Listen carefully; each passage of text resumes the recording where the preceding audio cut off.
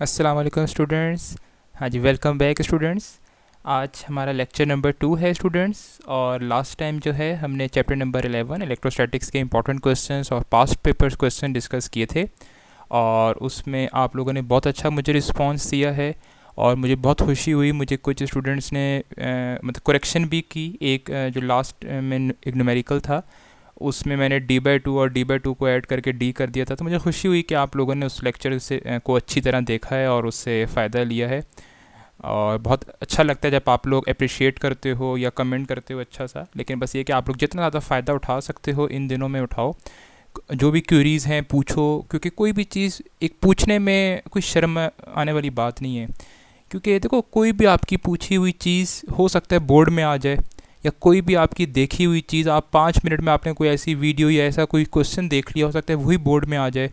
तो उस वक्त आपको इतनी खुशी होगी कि वाकई आपने अपने टाइम को यूटिलाइज़ किया। इसलिए ज़्यादा से ज़्यादा क्वेश्चंस देखें और जितना टाइम को अच्छे तरीके से यूटिलाइज़ अपनी हेल्थ को मेंटेन रखते हुए कर सकते हैं करें। ठीक है। तो स्टूडेंट्स, लास्ट टाइम हमने चैप्टर नंबर 11 के जो है क्वेश्चन डिस्कस किए थे। आज हम इंशाल्लाह चैप्टर नंबर 12 की तरफ आते हैं। और 12 में जो जो क्योंकि रिड्यूस सिलेबस में काफ़ी कम भी हुआ है, आपका चैप्टर ये थर्मिस्टर से स्टार्ट हो रहा है। तो मैं आपको जो भी तैयारी करा रहा हूँ वो फेडरल बोर्ड के रिड्यूस सिलेबस के अकॉर्डिंग ही करवा रहा हूँ। ठीक है। और चैप्टर नंबर 12 के जो क्वेश्चंस हम अब आज हमने करने हैं, वो ये मैंने एक फ़ाइल भी बना ली है और मैंने जो जो ग्रुप्स मेरे पास थे उन ग्रुप से मैंने सेंड भी कर दी है, जहाँ से आपको मैं क्वेश्चंस करा रहा हूँ। ये मैंने खुद ही बनाए हुए हैं, इंपॉर्टेंट क्वेश्चंस और पास्ट पेपर क्वेश्चंस। तो ये जिनको चाहिए हो तो मैंने मेजॉरिटी ग्रुप्स में सेंड भी कर दी। अगर आपको भी चाहिए हो तो आप मुझसे मांग सकते हो। ठीक है, मैं आपको ये पूरी फाइल सेंड कर दूँगा। तो स्टूडेंट्स, चैप्टर नंबर 12 आज स्टार्ट करते हैं, करंट इलेक्ट्रिसिटी। और इसमें तकरीबन 19 या 20 क्वेश्चंस हैं, कम हैं उससे। तो स्टूडेंट्स, सबसे पहला जो हमारे पास आज क्वेश्चन है वो है डिफाइन थर्मिस्टर एंड और डिस्कस करना है आपने इसका temperature coefficient of resistance alpha और उसकी टाइप्स डिस्कस करनी है। ठीक है। अच्छा स्टूडेंट, सबसे पहले थर्मिस्टर अगर आप देखो, थर्मिस्टर जो वर्ड है ये असल में दो चीज़ों से मिलके बना है। एक है थर्मल और दूसरा है रजिस्टर। मतलब आपके माइंड में एक चीज़ आएगी कि ये ऐसा एक रजिस्टर है जिसकी रेजिस्टेंस टेम्परेचर पर डिपेंड करती है। ठीक है। अब टेम्परेचर के साथ डायरेक्ट भी हो सकता है रिलेशन, इन्वर्स भी हो सकता है, वो भी हम उसकी टाइप्स में देखते हैं। लेकिन आपके माइंड में एक ऐसा आ गया रेजिस्टेंस की जिसकी रेजिस्टेंस टेम्परेचर डिपेंडेंट है। ठीक है। तो यही सबसे और ये बनता किस चीज़ से है, ये अब यूजुअली सेमीकंडक्टर से बनता है। ठीक है। तो thermistor is a resistor made of semiconductor. अब और इसकी जो रेजिस्टेंस है वो वेरी करती है, एक तो रैपिडली एंड प्रिडिक्टेबली। अब रैपिडली का मतलब किस तरह, अब रैपिडली का मतलब समझें। रैपिडली का मतलब ये है अगर आप टेम्परेचर में बहुत थोड़ा सा भी चेंज लेकर आओगे तो उसकी वजह से जो रेजिस्टेंस में चेंज आएगा वो बहुत ज़्यादा आएगा। ठीक है। आप प्रोमिनेंट रेजिस्टेंस में चेंज आएगा, इसको कहते हैं रैपिडली। मतलब स्मॉल, मतलब कहने का मतलब ये कि ये अब टेम्परेचर का थोड़ा सा, अगर टेम्परेचर माइनर सा भी चेंज होगा ना तो ये आपको रेजिस्टेंस चेंज करके बता देगा कि टेम्परेचर में कुछ ना कुछ चेंज आया है। ठीक है। अच्छा, अगला है प्रिडिक्टेबली। अब प्रिडिक्टेबली का मतलब ये है कि इसमें रेजिस्टेंस चेंज होगी ना तो आप उस रेजिस्टेंस चेंज को देख के टेम्परेचर में चेंज गेस कर सकते हो। ठीक है। जिस तरह अगर जी मैंने कहा कि जी टेम्परेचर 2 से 4 डिग्री जा रहा है तो मुझे उससे आइडिया हो जाएगा कि टेम्परेचर में कितना चेंज आया, और जो आपकी प्रिडिक्शन होगी असल में भी ऐसा ही होगा। तो thermistor is a type of resistor made of semiconductor of having resistance that varies rapidly and predictably with temperature is called thermistor। ठीक है। अच्छा, अगला है स्टूडेंट इसका अब कोफिशिएंट ऑफ रेजिस्टेंस। अब कोफिशिएंट ऑफ रेजिस्टेंस क्या होता है, कोफिशिएंट ऑफ रेजिस्टेंस कहते हैं अल्फ़ा। ठीक है।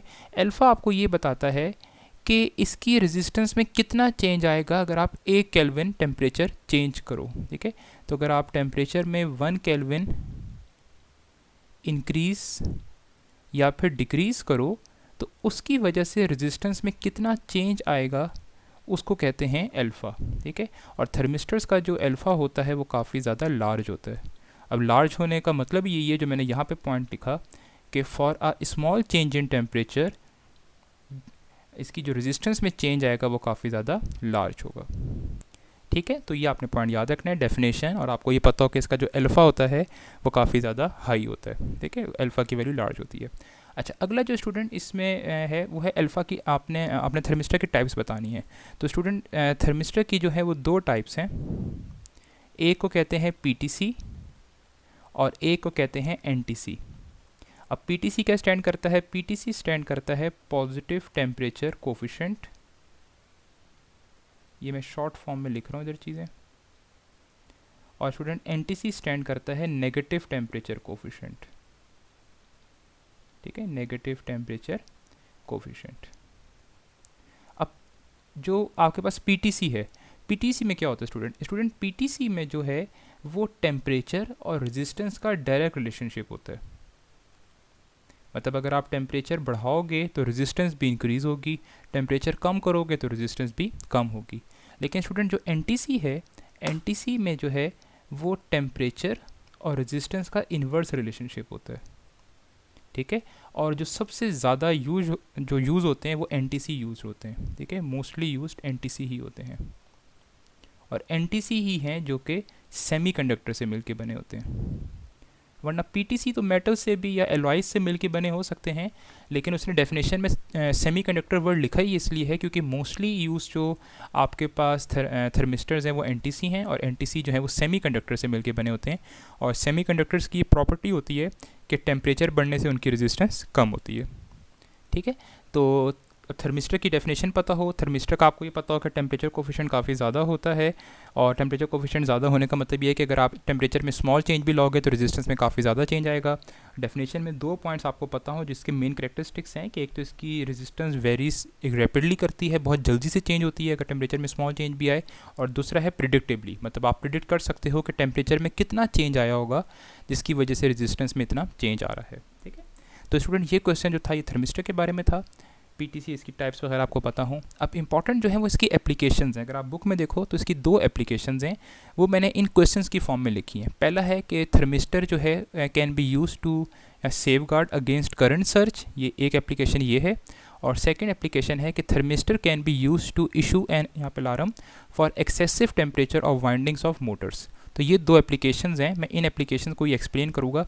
अब ये जो है ये स्टूडेंट्स बुक ये जो टॉप है ना एप्लीकेशन, ये स्टूडेंट्स को समझ नहीं आती, वो रट्टा मारते हैं इसका, लेकिन मैं बहुत आसान अल्फाज में आपको इसको ये समझाने की कोशिश करूँगा, ये ध्यान से समझिएगा। अब करंट सर्च क्या होता है? करंट सर्च ये होता है आसान अल्फाज में कि अगर आप किसी भी अप्लायंस को ऑन करो, जैसे ही स्टार्ट करो, ठीक है, उस इंस्टेंट जैसे आपने इसको स्टार्ट किया उस वक्त उसमें से बहुत ज़्यादा करंट फ्लो कर जाए अगर, तो होगा क्या, वो मोटर या वो कोई भी डिवाइस उतने ज़्यादा करंट के लिए बनी नहीं होगी। जब इतना ज़्यादा करंट फ्लो करेगा तो वो डिवाइस जल जाएगी। जिस तरह उसने बुक में आपको एग्जांपल दी हुई है आपको हीटर्स की। ठीक है, जो हीटर्स होते थे पुराने इलेक्ट्रिक आप कह लो, उनमें जैसे आप हीटर्स को स्टार्ट आप करते थे तो हीटर्स में से इतना ज़्यादा करंट फ्लो करता था कि हीटर जल सकता था। ठीक है, अगर मैं उसकी डायग्राम बनाऊँ आपको समझाने के लिए तो समझ लें ये हीटर है, ये जो कॉइल मैंने बनाई है ये हीटर की कॉइल बनाई है, और ये समझ लें ये बैटरी वगैरह है, कोई सोर्स है यहाँ पे। ठीक है, और ये जो है ये हीटर है। अब होता क्या है, हीटर आप सर्दियों में यूज़ कर रहे होगे। अब सर्दियों में जो है अब हीटर की जो कॉइल है ये मेटल की बनी होती है। अब सर्दियों में आपको पता है कि टेम्परेचर कम होगा, जब टेम्परेचर कम होगा तो डेफिनेटली इसकी रेजिस्टेंस भी क्या होगी, जो मतलब अब हीटर की जो कॉइल है उसकी रेजिस्टेंस भी कम होगी। अब जैसे ही आपने स्विच ऑन किया, स्विच ऑन करने से होगा क्या, सर्किट की रेजिस्टेंस बहुत कम है क्योंकि इस वक्त सर्किट में सिर्फ ये हीटर ही प्रेजेंट है और हीटर की रेजिस्टेंस कम है। अब आपको ओम्स लॉ के अकॉर्डिंग पता है करंट और रेजिस्टेंस का इन्वर्स रिलेशनशिप है।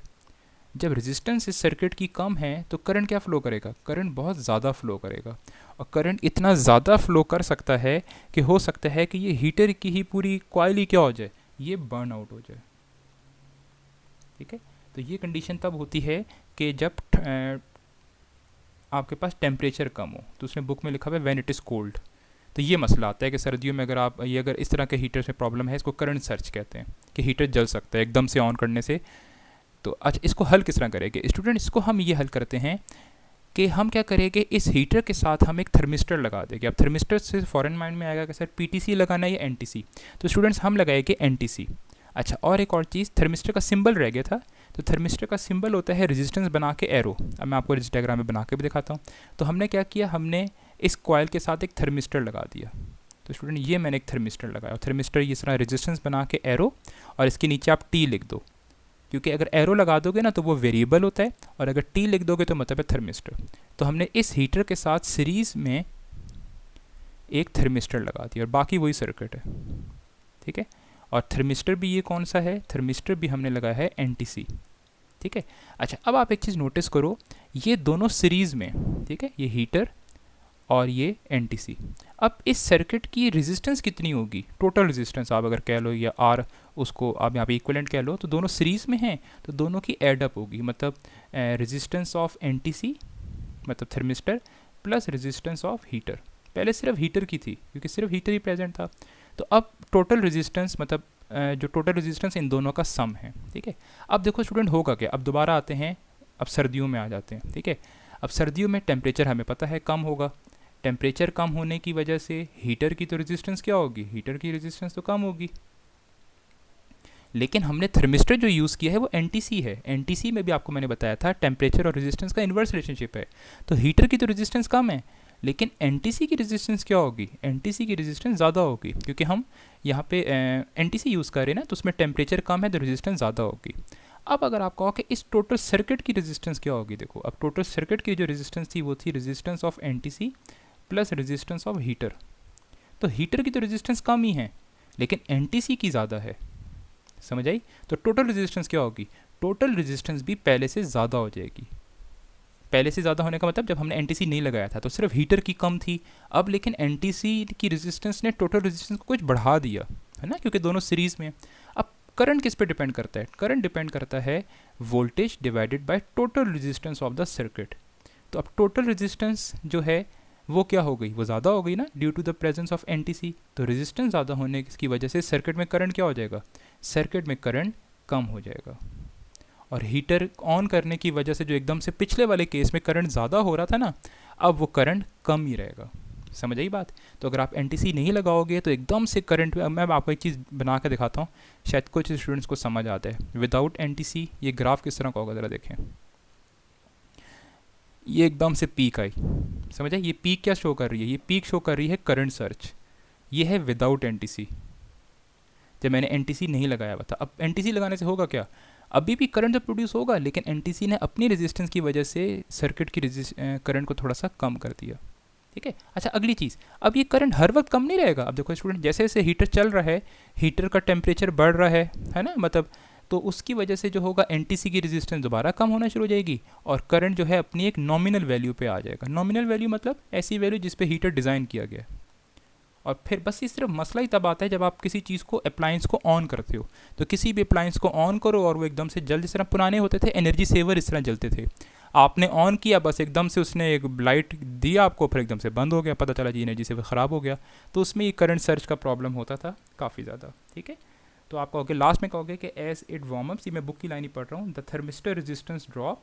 और देखो जैसे जैसे अब टाइम, आपको पता है ना, टाइम गुजरने के साथ साथ किसी भी अप्लायंस का टेम्परेचर ज़्यादा होना शुरू हो जाएगा। तो जैसे जैसे टाइम गुजरेगा उस सब्सटेंस का टेम्परेचर ज़्यादा होगा और NTC है तो रेजिस्टेंस कम हो जाएगी और करंट इंक्रीज़ होने की वजह से फ्लो अपना थर्मिस्टर नॉर्मल वर्किंग पे आ जाएगा। तो काफ़ी इंपॉर्टेंट एप्लीकेशन है ये कि how thermistor can be used as to safeguard current surge. अगली बड़ी इंटरेस्टिंग सी, मेरी तो बहुत ये फेवरेट एप्लीकेशंस हैं दोनों। अगला है कि how thermistor can be use to issue an alarm for excessive temperature of winding. अब ये क्या है, मतलब किसी मोटर का टेम्परेचर ज़्यादा हो रहा है तो कोई अब अलार्म बज पड़े जिसकी वजह से आपको पता चल जाए कि मोटर का टेम्परेचर ज़्यादा हो रहा है या नहीं हो रहा, ठीक है। तो मैं इसकी आसान सी सर्किट डायग्राम बनाता हूँ आपको दिखाने, शो करने के लिए। सबसे पहले एक मोटर बना लेते हैं।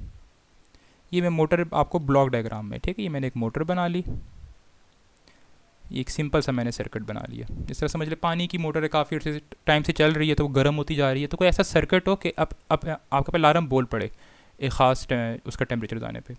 अच्छा, अब और क्या चीज़ है, अब इसके मैंने साथ एक पैरेलल में, इसके पैरेलल का मतलब ये वो सीरीज़ पैरेलल नहीं है, पैरेलल का मतलब मैंने इसके सामने एक बिल्कुल इस मोटर के साथ मैंने एक थर्मिस्टर लगा दिया और वो लगा दिया NTC, ठीक है।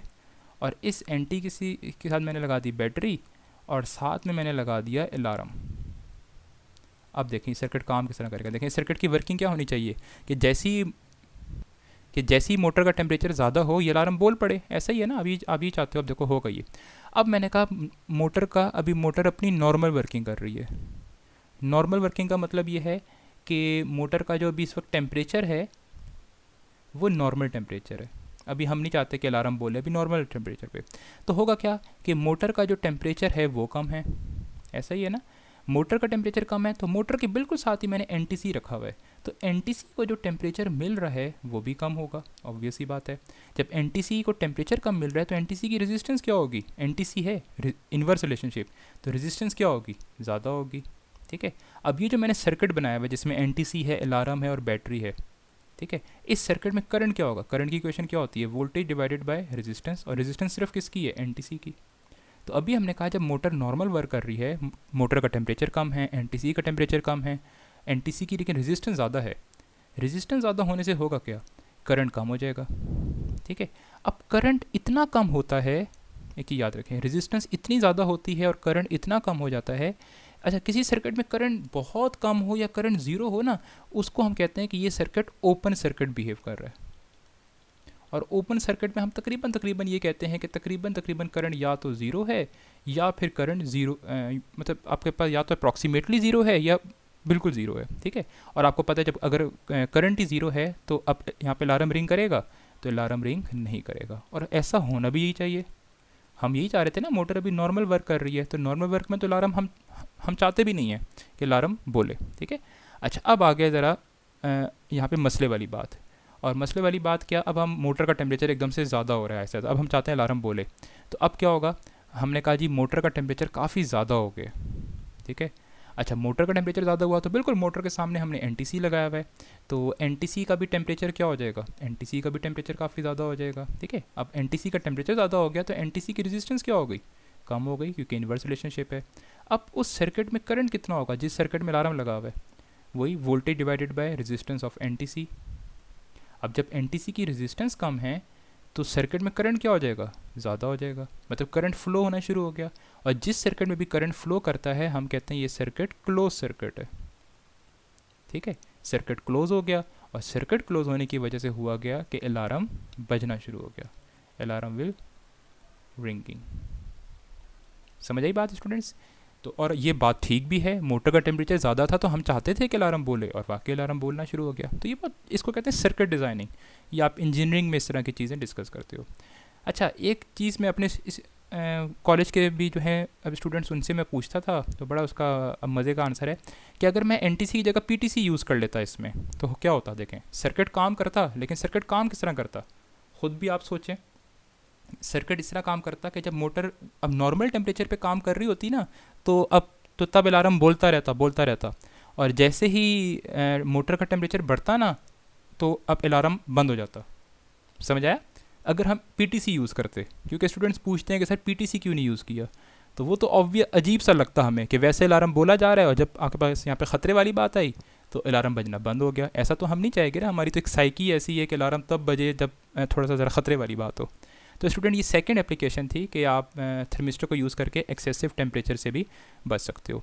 अच्छा, अगला स्टूडेंट जो यहाँ पे क्वेश्चन है वो 2015 के पेपर में भी आया है, और वो आपको मैंने एक्सरसाइज में भी दिया था असाइनमेंट में, कि what is internal resistance of a supply, कि किसी एक सप्लाई की इंटरनल रेजिस्टेंस क्या होती है। इंटरनल रेजिस्टेंस स्टूडेंट होती है कि उस अब सप्लाई या जो बैटरी में जो इलेक्ट्रोलाइट होता है ना, इलेक्ट्रोलाइट की वजह से होती है। और रेजिस्टेंस बनती किस तरह की, किस वजह से है, ये बनती है due to collisions of electrons, due to collision of electron with the ions of electrolyte. हमें पता है इलेक्ट्रोलाइट में आइंस होते हैं, तो उन आइंस, पॉजिटिव या नेगेटिव आइंस और इलेक्ट्रॉन्स के दरमियान जो कोलिजन होती है, हमें पता है रेजिस्टेंस होती ही कोलिजन है। तो उस बैटरी के अंदर जो भी इलेक्ट्रोलाइट है और जो करंट इलेक्ट्रॉन्स फ्लो कर रहे हैं उनके दरमियान जो कोलिजन होगी आपस में, उसको हम नाम देते हैं इंटरनल रेजिस्टेंस ऑफ सप्लाई। अच्छा, अगली जो स्टूडेंट डेफिनेशन है वो है टर्मिनल वोल्टेज की। ठीक है, तो ये थी ऊपर जो मैंने लिखी, ये इंटरनल रेजिस्टेंस है की है, नीचे है टर्मिनल वोल्टेज या टर्मिनल पोटेंशियल डिफरेंस, या इसको वी भी लिखते हैं। ठीक है, अब इसकी डेफिनेशन क्या है ये आप अपने पास नोट कर लें क्योंकि बुक में नहीं है। ये है कि potential difference across the terminals of the battery या सेल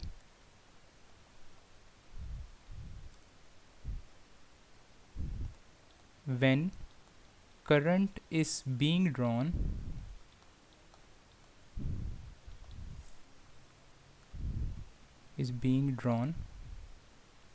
फ्रॉम इट।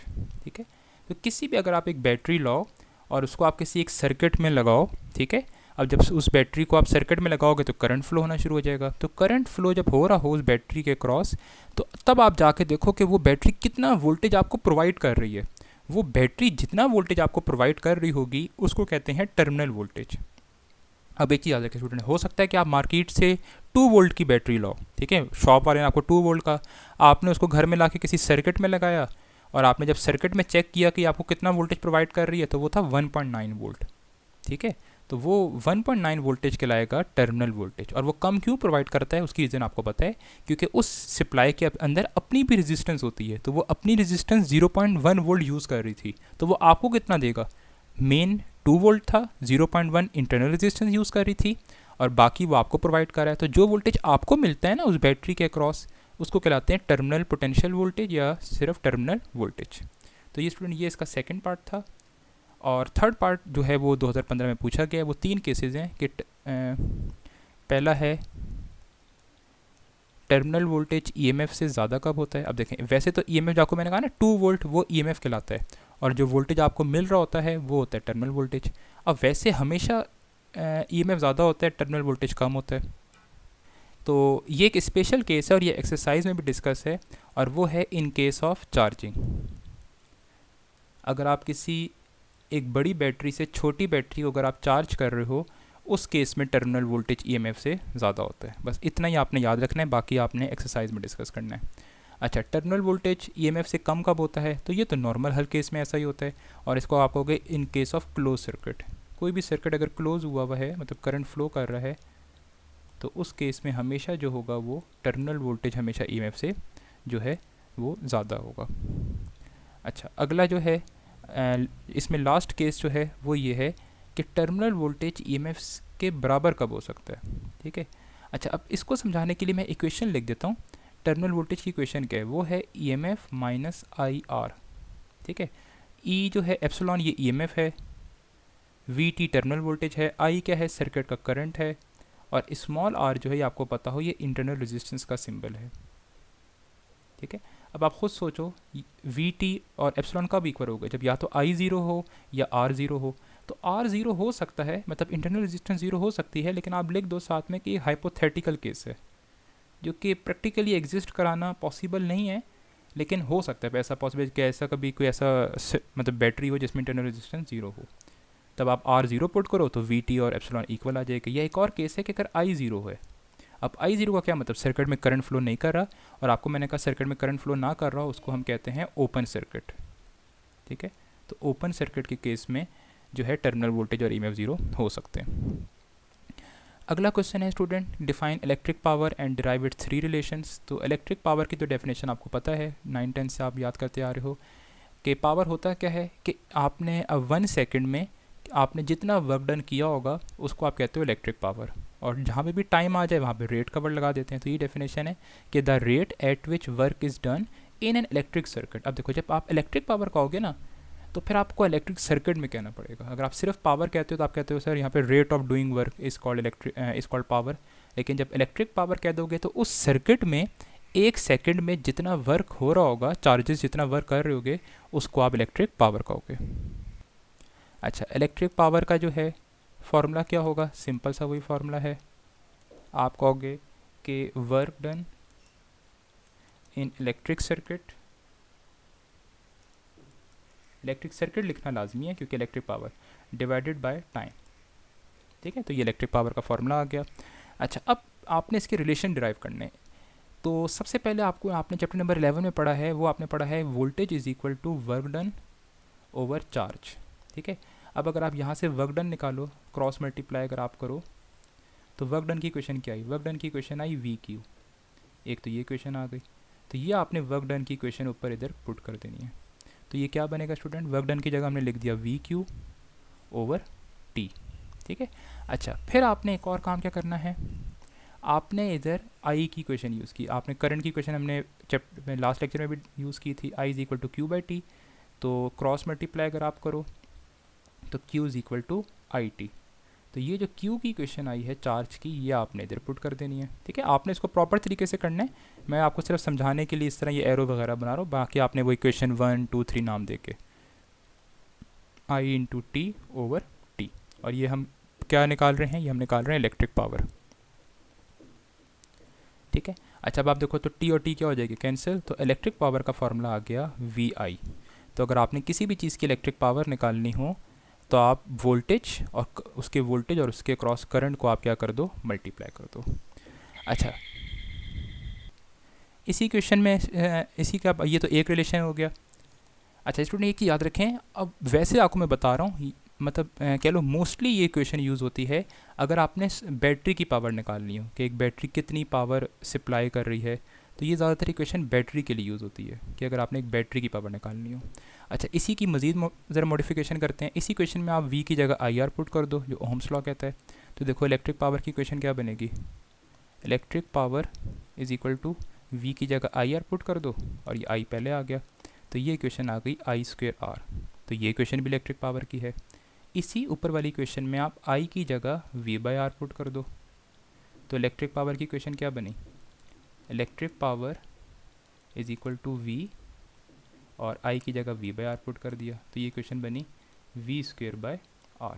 तो इलेक्ट्रिक पावर की हमारे पास तीन इक्वेशंस आ गई, electric power is equal to VI, electric power is equal to I²R, और electric power is equal to V²/R। ये equation use होती है ज़्यादातर सीरीज़ के लिए, अगर सीरीज़ में काफ़ी सारे रेजिस्टर्स हों और उनकी आपने पावर निकालनी हो, क्योंकि सीरीज़ में करंट सेम होता है। और ये वाली इक्वेशन ज़्यादातर यूज़ होती है पैरेलल के लिए, क्योंकि पैरेलल में वोल्टेज सेम होता है, तो हर रेजिस्टर के क्रॉस वोल्टेज सेम होगा। अच्छा स्टूडेंट्स, नेक्स्ट जो क्वेश्चन है हमारे पास स्टूडेंट्स, वो है आपने कुछ चीज़ों को डिफ़ाइन करना है, और वो है डिफ़ाइन 1 वाट, और अगला है डिफ़ाइन यहाँ पे 1 आपने किलोवाट आवर, और तीसरी चीज़ जो आपने एक शो करनी है, प्रूव करनी है, वो है कि 1 kilowatt hour is equal to 3.6 10⁻⁶ joule. ठीक है, तो सबसे पहले स्टूडेंट आपको पता हो कि वाट किसकी यूनिट है, तो what is the unit of power. अगली चीज़ आपको पता हो कि किलोवाट आवर किसकी यूनिट है, तो स्टूडेंट ये यूनिट है इलेक्ट्रिकल एनर्जी की। अब यहाँ स्टूडेंट काफ़ी मिस्टेक करते हैं कि वो बस किलोवाट का नाम सुन के फ़ौरन पावर माइंड में ले आते हैं, लेकिन किलोवाट आवर है। ठीक है, तो kilowatt hour is the unit of electrical energy. ठीक है, अच्छा अब वाट की डेफिनेशन क्या होगी, देखें स्टूडेंट, वाट की जो आप यहाँ पे डेफिनेशन आप कहोगे, तो आप वो समझने के लिए आप पावर का फार्मूला माइंड में लो। पावर का फार्मूला है P is equal to VI। तो पावर यहाँ से 1 वाट कब आएगी, पावर यहाँ से आंसर 1 वाट तब आएगा जब आपके पास पोटेंशियल डिफरेंस भी 1 वोल्ट हो और करंट कितना फ्लो कर रहा हो, 1 एम्पेयर। तो कोई चीज़ 1 वाट कब यूज़ कर रही होती है, मतलब 1 वाट पावर वो कब यहाँ पे कंज्यूम कर रही होगी, आप कहोगे कि सर वो 1 वाट पावर तब कंज्यूम करेगी अगर उसका पोटेंशियल डिफरेंस 1 वोल्ट है, और अगर उसमें से करंट जो फ्लो कर रहा है वो 1 एम्पेयर है। तो आप कहोगे कि सर ये कितनी पावर कंज्यूम कर रही है, 1 वाट। तो यही आप पावर की डेफिनेशन कहोगे कि power of 1 watt is said to be consumed in a circuit if a potential difference of 1 volt causes a current of 1 ampere to flow through it. ठीक है, तो पावर 1 वाट तब कंज्यूम कहलाती है अगर उस मतलब किसी सर्किट में, या अगर आप कहो कि ये सर रजिस्टर जो है ये 1 वाट कंज्यूम कर रहा है, तो उसका मतलब ये है कि इसमें से वोल्टेज जो है अगर 1 वोल्ट है और उस 1 वोल्ट की वजह से करंट अगर 1 एम्पेयर फ्लो कर रहा है, तो वो पावर 1 वाट यूज़ कर रहा है। ठीक है, अच्छा, या सिंपल अल्फाज में अगर आप पावर का ये वाला फार्मूला लो, वर्क डन ओवर टाइम, तो इस फॉर्मूले से भी आप क्या एक तरह की डेफिनेशन बना सकते हो, लेकिन वो इलेक्ट्रिकल से थोड़ी हट के हो जाएगी। उससे आप ये बना सकते हो कि सर अगर कोई बॉडी, वो थोड़ी सी एक मैकेनिकल पावर की फॉर्म में आ जाएगी। वो आप कहोगे सर अगर कोई बॉडी 1 जूल वर्क करे इन 1 सेकेंड, उसकी भी पावर कितनी है, 1 वाट। लेकिन स्टूडेंट ये याद रखें ये मैकेनिकल पावर की टर्म्स में आ जाएगा। आपने इस चैप्टर में पावर को जो डिफ़ाइन करना है वो in terms of electrical discuss करना है। ठीक है, अच्छा, पावर की और भी यूनिट्स हैं, आपको पता हो, ये आपको रिलेशनशिप पता हो। पावर की एक और यूनिट है हॉर्स पावर, जो कि पुराने दौर में या इवन अब मोटर्स में भी आजकल हॉर्स पावर में मैयर होती हैं, क्योंकि वो जो है किसी भी चीज़ की पावर को वो घोड़े से कंपेयर करते थे, क्योंकि उस दौर में घोड़ा सबसे ज़्यादा ताकतवर चीज़ समझा जाता था। तो उन्होंने फिर एक यूनिट बनाई थी, उसको हॉर्स पावर कहते हैं, HP भी के शॉर्ट फॉर्म है उसकी। और आपको ये पता हो कि 1 HP is equal to 746 watts. ठीक है। तो बड़ी यूनिट HP है, क्योंकि एक HP के अंदर 746 वॉट्स आते हैं। अच्छा स्टूडेंट, अगला जो है वो आपने 1 किलोवाट आवर को डिफ़ाइन करना है। अच्छा, अब 1 किलोवाट आवर क्या होगा स्टूडेंट? सबसे पहले तो वही बात कि ये यूनिट ऑफ इलेक्ट्रिकल एनर्जी है। इलेक्ट्रिकल एनर्जी की यूनिट जो है वो किलोवाट आवर है। और उसको याद रखने के लिए याद रख लें, जब भी पावर के साथ टाइम मल्टीप्लाई हो रहा हो तो वो एनर्जी होता है। आप चाहो तो इस फॉर्मूले से देख भी सकते हो, power is equal to energy या वर्क डन ओवर टाइम। इसी को अगर आप क्रॉस मल्टीप्लाई करो तो बन जाएगा energy is equal to power into time. तो मतलब पावर के साथ अगर टाइम मल्टीप्लाई हो रहा हो तो वो एनर्जी शो करती है। तो किलोवाट आवर भी is a unit of energy, ठीक है। और ये असल में स्टूडेंट किलोवाट आवर जो है ये असल में ज़्यादातर कमर्शियल यूनिट है। कमर्शियल यूनिट किस तरह, थोड़ी सी मैं आपको हिंट देता हूँ। आपके जो घरों का बिल आता है इलेक्ट्रिसिटी का, उसमें यूनिट्स होते हैं। आप कहते हो कि जी सर हमारे घर में 300 यूनिट्स यूज़ हुए हैं, तो ये जो 1 किलोवाट आवर है ये असल में एक यूनिट के बराबर होता है, ठीक है। तो अगर वो कहते हैं वो, क्योंकि 1 किलोवाट आवर इसलिए नहीं कहते ताकि एक लेम जो पर्सन है जिसको इतना ज़्यादा नहीं आइडिया अब इन चीज़ों का, तो वो सिंपल अल्फाज में यूनिट्स कह देते हैं। तो अगर 300 यूनिट्स आपने यूज़ किए तो मतलब आपने 300 किलोवाट आवर जो है इलेक्ट्रिसिटी कंज्यूम की है। अब इसकी डेफिनेशन क्या है स्टूडेंट? इसकी डेफिनेशन ये है कि it is the amount of energy, क्योंकि हमने कहा ये एनर्जी की यूनिट है, it is the amount of energy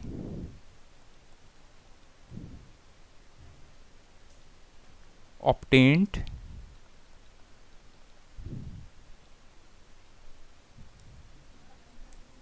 by a power of 1 kilowatt in 1 hour। क्या मतलब स्टूडेंट? अगर कोई ऐसी आपके पास अप्लायंस है जो कि 1 किलोवाट पावर कंज्यूम कर रही है, अगर वो 1 घंटे तक 1 किलोवाट पावर कंज्यूम आपके पास करती रहे तो उसने कितनी एनर्जी कंज्यूम की, उसको आप कहोगे सर 1 किलोवाट और, ठीक है। जिस तरह समझ लें घर में है कोई माइक्रोवेव है आपका, समझ लें माइक्रोवेव 1 किलोवाट बिजली पावर कंज्यूम करता है। तो अगर आप उस माइक्रोवेव को 1 घंटे तक आप यूज़ करोगे ना, तो आप कहोगे कि उस माइक्रोवेव ने कितनी एनर्जी यूज़ की, क्योंकि आपका बिल एनर्जी की बेसिस पे बनता है। तो आप कहोगे सर इसने 1 किलोवाट और एनर्जी यूज़ की, और 1 किलोवाट और मतलब 1 यूनिट, तो उस माइक्रोवेव ने 1 घंटे में 1 यूनिट आपका बिजली का बना दिया, ठीक है। तो it is the amount of energy obtained by a power of 1 kilowatt in 1 hour. अच्छा स्टूडेंट, अगली जो इसमें चीज़ है, आप 1 किलोवाट आवर भी एक चीज़ याद रखें, इलेक्ट्रिकल एनर्जी की यूनिट है। एक और चीज़ अगर मैं आपसे पूछूं कि जी बताएं वॉट सेकंड किसकी यूनिट है, तो what second is also the unit of electrical energy, क्योंकि मैंने अभी आपको ये चीज़ बात कही कि अगर पावर के साथ अगर टाइम मल्टीप्लाई हो रहा हो तो वो एनर्जी रिप्रेजेंट करता है। तो वॉट तो पावर है, सेकंड टाइम, तो ये भी इलेक्ट्रिकल एनर्जी की यूनिट है, लेकिन ये यूज़ नहीं होती ज़्यादातर, बड़ी यूनिट यूज़ होती है जो कि किलोवाट आवर है। अच्छा, अब वो आपने रिलेशन ड्राइव करना था। अच्छा, हमने एक ऊपर जो मैंने इक्वेशन लिखी उससे मैंने एक रिलेशन हमने निकाल लिया कि electrical energy is equal to power multiply by time, ठीक है। अच्छा, अब अगर मैं कहूँ कि इलेक्ट्रिकल एनर्जी मेरे पास 1 किलोवाट आवर है, तो अकॉर्डिंग टू डेफिनेशन क्या बनता है कि 1 किलोवाट आवर एनर्जी कब बनेगी, अगर आप पावर कितनी यूज़ करो 1 किलोवाट, और कितने टाइम तक यूज़ करो, हमने कहा कि जी 1 आवर तक यूज़ करो, तो ये बन जाती है ना। अच्छा, अब आपको पता है कि 1 किलो आ रहा है, तो किलो कितना होता है, किलो होता है 1000, तो किलो की जगह आप 1000 लिख दें, तो मैंने लिख दिया 1000 वाट। अब इस और को आपने, ये जो अब आवर लिखा हुआ है, इसको आपने सेकंड में कन्वर्ट करना है। तो सेकंड में कन्वर्ट करने के लिए आप क्या करोगे, सबसे पहले आप 60 से मल्टीप्लाई करोगे मिनट में कन्वर्ट करने के लिए, फिर आप 60 से दोबारा मल्टीप्लाई करोगे इसको सेकंड में कन्वर्ट करने के लिए, तो ये आ जाएगा 3600 सेकंड, ठीक है। अब आप 1000 को उससे मल्टीप्लाई कर दो तो ये बन जाएगा 36 और आई थिंक 50 आ जाएगा, और साथ यूनिट बन गई वॉट सेकंड, ठीक है। अच्छा, एक और चीज़ याद रखें स्टूडेंट, वॉट जो होता है, वॉट बराबर होता है जाउल पर सेकंड। ये अगर आपको याद हो, अगर आप पावर का वर्क डन ओवर टाइम वाला फार्मूला लगाओ ना, और अगर आप पावर की जगह वॉट पुट करो, वर्क डन की जगह जाउल और टाइम की जगह सेकंड, तो वॉट जो होता है वो जाउल पर सेकंड के बराबर होता है। तो अब इधर अगर आप इसकी जगह जाउल की जगह वॉट की जगह अगर आप जाउल पर सेकंड पुट करो, तो ये पर सेकंड और सेकंड जो है आपस में कैंसिल हो जाएंगे, तो ये, और अगर आपको साइंटिफिक नोटेशन में कन्वर्ट करो तो ये बन जाएगा 3.6 10⁻⁶ जॉल। तो ये एक MCQs है कि 1 किलोवाट आवर जो है इतने जाउल के बराबर है। तो देखें स्टूडेंट, एक चीज़ आपको और भी क्लियर हो गई कि हमने कहा था कि जी जाउल भी आपके पास एनर्जी की यूनिट होती है और किलोवाट आवर भी एनर्जी की यूनिट है। तो बड़ी यूनिट कौन सी है? बड़ी यूनिट है किलोवाट आवर, इसलिए इसको कमर्शियल यूनिट कहते हैं, क्योंकि कमर्शियली तो आप बिजली बहुत यूज़ करते हो, तो उसको हम जाउल में रिप्रेजेंट नहीं करते, उसको हम किलोवाट आवर में, या इसको आप इस तरह भी लिख सकते हो, अगर आप इसको प्रीफिक्स में लिखो तो 3.6 मेगा जाउल, तो 1 किलोवाट आवर इतने।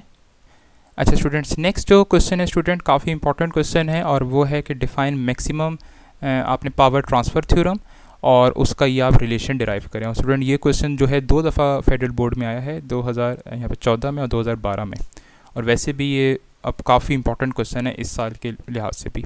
सबसे पहले तो स्टूडेंट आपने मैक्सिमम पावर ट्रांसफ़र थ्योरम, या कुछ फॉरेन बुक्स में इसको जैकोबीज थ्योरम भी लिखा होता है, क्योंकि जैकोबी साइंटिस्ट है जिन्होंने इस थ्योरम को ड्राइव किया था। अब ये स्टूडेंट थ्योरम बताता क्या है? ये आपको बताता है कि मैक्सिमम पावर ट्रांसफ़र कब होगी। अब मैक्सिमम पावर ट्रांसफ़र हम कहाँ से कहाँ कर रहे हैं स्टूडेंट? हमारी कोशिश ये होती है कि सोर्स से लोड में पावर जो है, हम ये देखो यही चाहेंगे ना कि जितना सोर्स के पास पावर है वो लोड तक उतनी पावर मैक्सिमम ट्रांसफ़र करे। बिल्कुल ऐसी हमारी रिक्वायरमेंट होती है। तो जैकोबीज ने एक आपको थ्योरम दिया, उसने बताया कि ऐसा कब पॉसिबल है। तो स्टूडेंट उसकी स्टेटमेंट थ्योरम की ये है कि मैं आपको पहले ज़बानी बताता हूँ। उसने कहा कि मैक्सिमम पावर ट्रांसफ़र तब होगी जब आपके सोर्स की इंटरनल रेजिस्टेंस या सोर्स की रेजिस्टेंस और लोड रेजिस्टेंस आपस में बराबर हो जाएं। ठीक है, ऐसा क्यों होता है वो आपको मैंने थ्योरी में एक टेबल बना के जस्टिफाई किया था, लेकिन यहाँ पे हम उस चीज़ में नहीं जाएंगे, यहाँ पे सिर्फ हम उसके रिजल्ट को यूज़ करेंगे। तो स्टूडेंट उसने ये कहा कि maximum power is delivered across output, और आउटपुट हम यहाँ क्या मान रहे हैं? अब आउटपुट कुछ भी हो सकती है, आपकी अप्लायंस हो सकती है, यहाँ पे हम आउटपुट पे एक लोड रेजिस्टेंस लगा रहे हैं। तो हमारी कोशिश ये है कि इस लोड रेजिस्टेंस के अक्रॉस पावर हमें मैक्सिमम मिले, और वो कब मिलेगी? When the internal resistance of the source is equal to the load resistance. ठीक है, तो जब आपके सोर्स की रेजिस्टेंस, मतलब इंटरनल रेजिस्टेंस कह लो इसको स्मॉल आर, तो जब आपकी इंटरनल रेजिस्टेंस और आपकी लोड रेजिस्टेंस जो है वो इक्वल हो जाएं, हम किसी तरीके से इक्वल कर लें, तो उस वक्त जो आपको पावर जो है वो मैक्सिमम मिलेगी। और स्टूडेंट एक चीज़ याद रखें कि ये मैक्सिमम पावर का मतलब कभी भी ये नहीं होता कि 100% पावर मिलेगी। यहाँ मैक्सिमम का भी जो मतलब है वो है 50%, मतलब आपको आउटपुट पे 50% पावर मिल सकती है मैक्सिमम, 50 से ज़्यादा नहीं मिलेगी। ठीक है, कभी भी कोई सा भी आप थ्योरम बना लें, लेकिन मैक्सिमम पावर बस यही कहता है कि 50 से कभी भी ज़्यादा आपको मिल ही नहीं सकती, और 50 भी तब मिलेगी जब इंटरनल रेजिस्टेंस और आपके पास जो लोड रेजिस्टेंस वो है वो इक्वल हो जाए। अब अगर अगर इंटरनल रेजिस्टेंस, या कह लो कि आपके पास सोर्स रेजिस्टेंस अगर ग्रेटर हो लोड रेजिस्टेंस से, या लोड रेजिस्टेंस अगर ज़्यादा कर दें इंटरनल रेजिस्टेंस से, इन सब केसेस में जो आपको आउटपुट पावर मिलेगी वो स्टूडेंट याद रखें 50% से कम होगी, या मतलब मैक्सिमम से कम होगी। सिर्फ 50% तब मिलेगी जब आपके पास इंटरनल रेजिस्टेंस और मतलब लोड रेजिस्टेंस आपस में इक्वल हो जाए।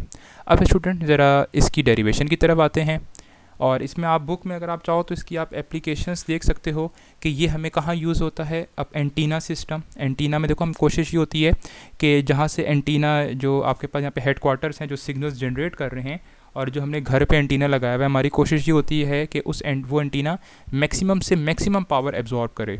तो हम कोशिश यही करते हैं कि हम अपनी अब रेजिस्टेंस को उसके इक्वल रख लेते हैं। ठीक है, और एम्पलीफायर और स्पीकर में भी ऐसा ही करते हैं। हमारी कोशिश ये होती है कि एम्पलीफायर से स्पीकर तक मैक्सिमम पावर डिलीवर हो, तो हम अपने स्पीकर की रेजिस्टेंस को उसके इक्वल कर लेते हैं अब इंटरनल रेजिस्टेंस के, ताकि मैक्सिमम पावर हो। ठीक है, अच्छा अब इसकी डेरिवेशन लेते हैं। थोड़ी सी थ्योरी आपने खुद ही लिख लेनी है, मैं सर्किट डायग्राम में बनाता हूँ। हमने एक सोर्स बनाया, उस सोर्स के साथ एक इंटरनल रेजिस्टेंस बनाई, उसको स्मॉल आर कह दिया, सोर्स की जो ईएमएफ है उसको एप्सिलॉन लिख दिया, और हमने जो है एक लोड रेजिस्टेंस लगा दी। ये हमारी लोड रेजिस्टेंस है, मतलब आउटपुट हमें इसके क्रॉस चाहिए, हम जो आउटपुट पावर लेते हैं वो इसके क्रॉस। अच्छा, और इस लोड रेजिस्टेंस को हमने कैपिटल आर कह दिया, और इस सर्किट में जो करंट है उस करंट को हमने नाम दे दिया आई, और ये करंट इस तरह इस पूरे सर्किट में जो है ये फ्लो कर रहा है। ठीक है, अच्छा अब हमने पावर निकालनी है। अब पावर का आसान सा फार्मूला ये होता है कि आउटपुट पावर के हमने 3 फार्मूले पढ़े हैं, एप्सिलॉन आई या वी आई भी लिख सकते हैं, या आई स्क्वेयर आर या वी स्क्वेयर ओवर आर। यहाँ पे एक ही सर्किट है, सीरीज़ में दोनों रेजिस्टेंस हैं, इंटरनल और लोड रेजिस्टेंस, तो हम आई स्क्वेयर आर वाला फार्मूला लगा लेते हैं। और हम आउटपुट पावर निकाल रहे हैं, तो हम रेजिस्टेंस भी कौन सी लिखेंगे, कैपिटल आर लिखेंगे। अच्छा, अब जो इस चीज़ में, इस सर्किट में एक और चीज़ है, वो है करंट। करंट कितना होगा, देखें करंट का स्टूडेंट फार्मूला ये होता है कि इस सर्किट में वोल्टेज कितना है, तो उस वोल्टेज को हमने ईएमएफ नाम दिया हुआ है, ठीक है, तो उसकी जगह ईएमएफ लिख देंगे और divided by resistance, total resistance. अब अगर आप देखो इस सर्किट में दो रेजिस्टेंस हैं, एक कैपिटल आर और एक स्मॉल आर, और ये कैपिटल आर और ये स्मॉल आर दोनों किस में हैं, आर इन सीरीज़। और अगर रेजिस्टेंस और सीरीज़ में इसलिए है क्योंकि दोनों में सेम करंट फ्लो कर रहा है, जो करंट स्मॉल आर से गुजर रहा है वही कैपिटल आर से। तो टोटल रेजिस्टेंस कितनी होगी, टोटल रेजिस्टेंस होगी capital R plus small R, ठीक है। अब ये जो टोटल रेजिस्टेंस का फॉर्मूला आया है, ये आप यहाँ पे सब्स्टिट्यूट कर दो, तो करंट हमारे पास स्टूडेंट आ जाएगा I is equal to epsilon over R plus r, ठीक है। अब ये जो करंट की इक्वेशन आई है ना स्टूडेंट, ये करंट की इक्वेशन आपने सब्स्टिट्यूट करनी है इक्वेशन 1 में। तो इक्वेशन 1 हमारे पास, इक्वेशन 1 जो पावर वाली इक्वेशन थी, तो इक्वेशन 1 हमारे पास स्टूडेंट बन जाएगी, वो अब हमने करंट की जगह ये पूरी पुट कर दी, epsilon over R plus r इसका स्क्वायर, और ये साथ में आर आ गया, ठीक है। अच्छा, अब आप इसका फार्मूला खोल लो, एप्सिलॉन मतलब ईएमएफ का स्क्वायर, तो ईएमएफ का स्क्वायर ही आ गया। नीचे स्टूडेंट फार्मूला बन रहा है ए प्लस बी का स्क्वायर, और वो आपको पता है वो क्या होता है, a square plus b square plus 2ab।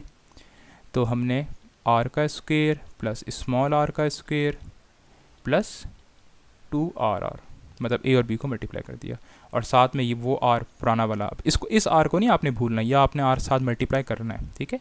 अच्छा स्टूडेंट, अब एक चीज़ आपने क्या याद रखनी है, एक चीज़ जो आपने याद रखनी है वो थोड़ी सी ट्रिक है, वो ये है कि आपने डिनोमिनेटर में 2rr ऐड भी करना है और सब्ट्रैक्ट भी करना है। उसकी रीज़न आपको समझ आएगी अभी।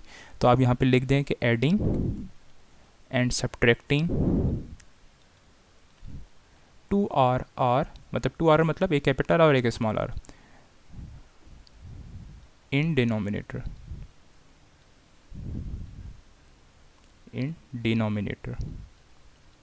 ठीक है।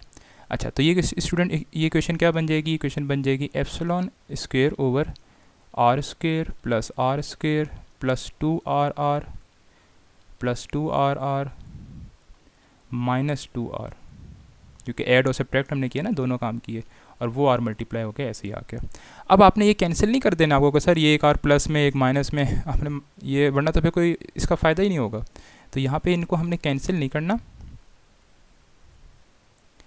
अच्छा स्टूडेंट, अब आपने करना क्या है, जो चीज़ें मैं हाईलाइट कर रहा हूँ इधर इस इक्वेशन में, उनको आपने एक साथ मिला के लिख देना।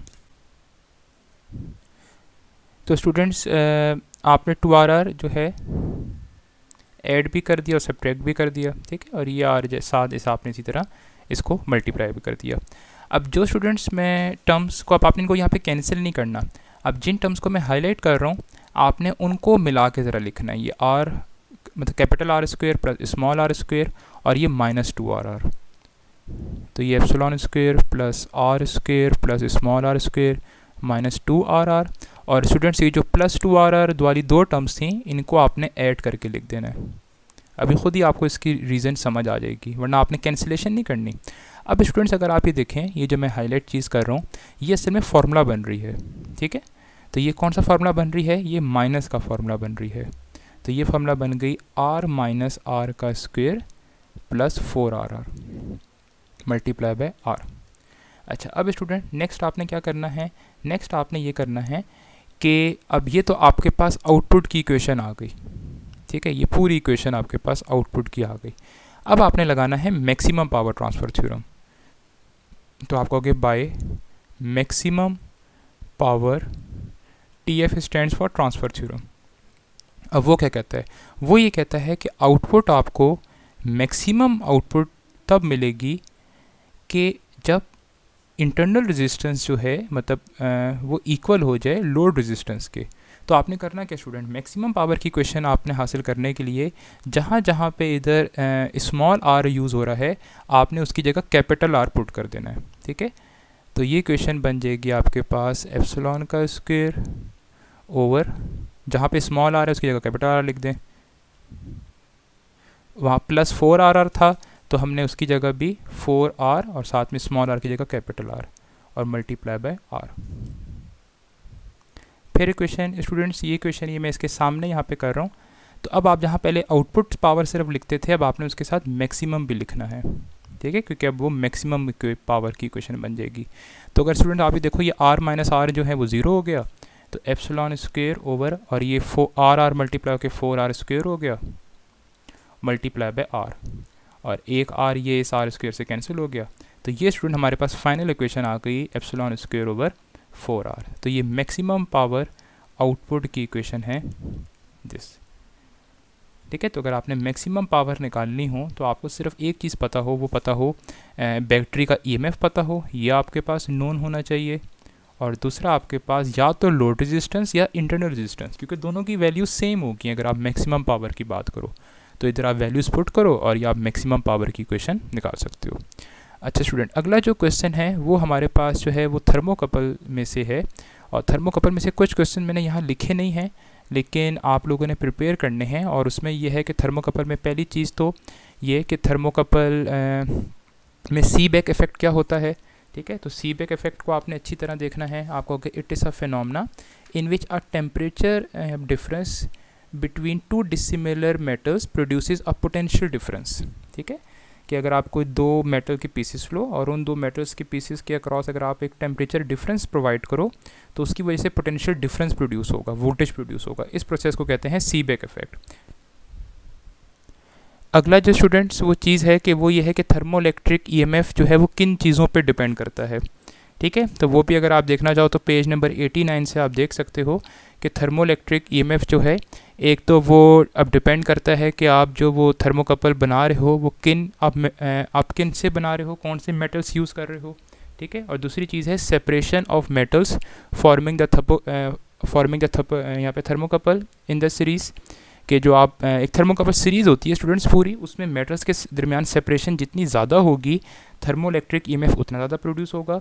और तीसरा फैक्टर ये है कि टेम्परेचर डिफरेंस, कि टेम्परेचर डिफरेंस आप कितना प्रोवाइड करो, जितना ज़्यादा टेम्परेचर डिफरेंस होगा उतना ज़्यादा थर्मोइलेक्ट्रिक ईएमएफ प्रोड्यूस होगा। तो ये आप पेज नंबर 89 पे जो आप सेकंड पैराग्राफ है उसको आप थोड़ा सा रीड आउट कर लीजिएगा। मैंने जो चीज़ यहाँ डिस्कस की है वो मैंने यहाँ डिस्कस की है इसका यहाँ पे variation in thermoelectric EMF with temperature.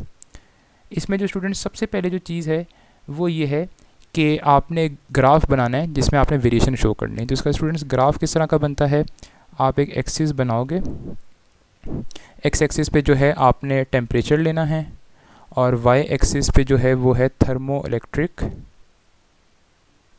EMF, ठीक है।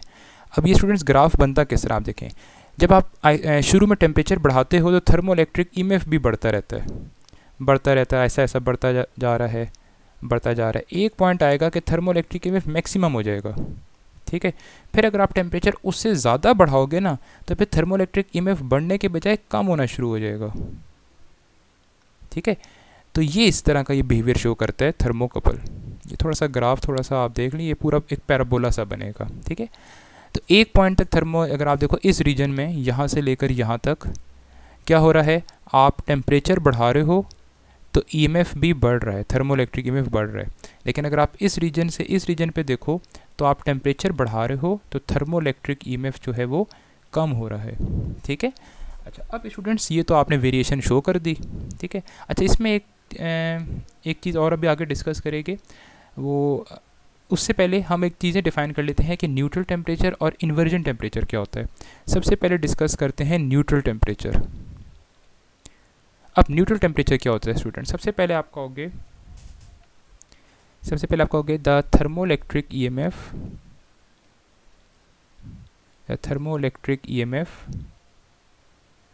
increases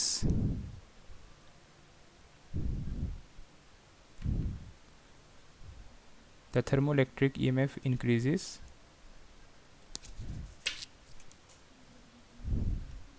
with increase in temperature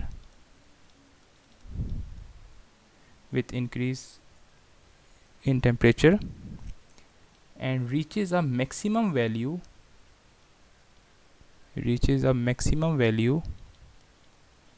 at a certain temperature, this temperature is called neutral temperature. ठीक है, अब स्टूडेंट्स ये होता क्या देखें, न्यूट्रल टेम्परेचर। और स्टूडेंट न्यूट्रल टेम्परेचर का सिंबल जो है वो है टी और साथ में सबस्क्रिप्ट में एन। अब होता क्या स्टूडेंट, अगर आप ग्राफ में देखें तो जैसे जैसे आप टेम्परेचर जो है जैसे जैसे आप टेम्परेचर बढ़ा रहे हैं, अगर आप ग्राफ का शुरू वाला पार्ट देखें, जैसे जैसे आप टेम्परेचर बढ़ा रहे हैं ईएमएफ बढ़ रहा है। एक ख़ास टेम्परेचर पे जाकर उसने अपनी ईएमएफ की वैल्यू मैक्सिमम शो की, और जिस पॉइंट पे वो अपनी ईएमएफ की वैल्यू मैक्सिमम शो करता है स्टूडेंट, उस टेम्परेचर को हम कहते हैं न्यूट्रल टेम्परेचर। तो ये जो टेम्परेचर है जिस पे इसने अपनी ईएमएफ की वैल्यू मैक्सिमम शो की, इसको न्यूट्रल टेम्परेचर कह के, ठीक है। और ये हर थर्मोकपल का जो है वो डिफरेंट होता है, क्योंकि डिफरेंट थर्मोकपल जो है वो डिफरेंट मटेरियल से मिलके बने होते हैं, ठीक है। अच्छा, अगली जो स्टूडेंट डेफिनेशन है वो है इन्वर्जन टेम्परेचर। अब इन्वर्जन टेम्परेचर क्या होता है स्टूडेंट, जिस टेम्परेचर पे ईएमएफ की वैल्यू मिनिमम हो जाए, मतलब ज़ीरो हो जाए, ठीक है, तो वो टेम्परेचर जिस पे ईएमएफ की वैल्यू मिनिमम हो जाए उसको हम नाम देंगे इन्वर्जन टेम्परेचर। और इन्वर्जन टेम्परेचर की डेफिनेशन आप क्या कहोगे, मैं यहाँ लिख देता हूँ, फिर इसमें इन्वर्जन वर्ड क्यों आ रहा है उसकी भी आपको मैं रीज़न बताता हूँ। तो इन्वर्जन टेम्परेचर क्या होगा, आप कहोगे द टेम्परेचर, ये मैं बहुत शॉर्ट फॉर्म में लिख रहा हूँ, तो TEMP का मतलब है temperature, the temperature at which thermoelectric EMF becomes zero is called, बल्कि इस कॉल्ड से पहले एक और चीज़ मैं आपको बताता हूँ, become zero and changes its polarity, the temperature at which the thermoelectric EMF becomes zero and beyond that temperature it changes its polarity is called inversion temperature. अब स्टूडेंट होता क्या है, वो टेम्परेचर जिस पे थर्मोइलेक्ट्रिक ईएमएफ ज़ीरो हो जाए, ठीक है, लेकिन अगर आप इस टेम्परेचर से भी अगर ज़्यादा करोगे, मैं आपको ग्राफ में दिखाता हूँ, देखें इस ये जो मैंने टेम्परेचर हाईलाइट किया, ये वाला, ये जो टेम्परेचर है ये असल में इन्वर्जन टेम्परेचर है, ठीक है। अच्छा, तो इस पॉइंट पे क्यों इसको इन्वर्जन कह रहे हैं, क्योंकि इस पॉइंट पे जो थर्मोइलेक्ट्रिक ईएमएफ है वो ज़ीरो है। अब अगर आप इस पॉइंट से भी टेम्परेचर बढ़ाओगे तो क्या होगा, इस पॉइंट से भी अगर आप टेम्परेचर बढ़ाओगे तो ये ग्राफ नीचे चला जाएगा।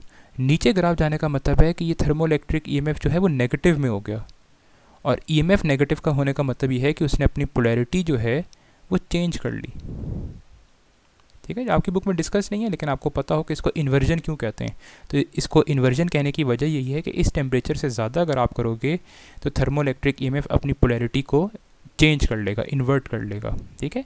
अच्छा स्टूडेंट, इसमें एक और चीज़ याद रखें, अगर कॉपर और आयरन का अगर आप थर्मोकपल लो, ऐसा थर्मोकपल जो कि कॉपर और आयरन से मिलके बना हो, उनकी वैल्यूज़ आपकी बुक में गिवन है कि उनका न्यूट्रल टेम्परेचर कितना होता है और उनका अब इन्वर्जन टेम्परेचर। तो ये मैं बना रहा हूँ कॉपर आयरन वाले थर्मोकपल के लिए, ठीक है।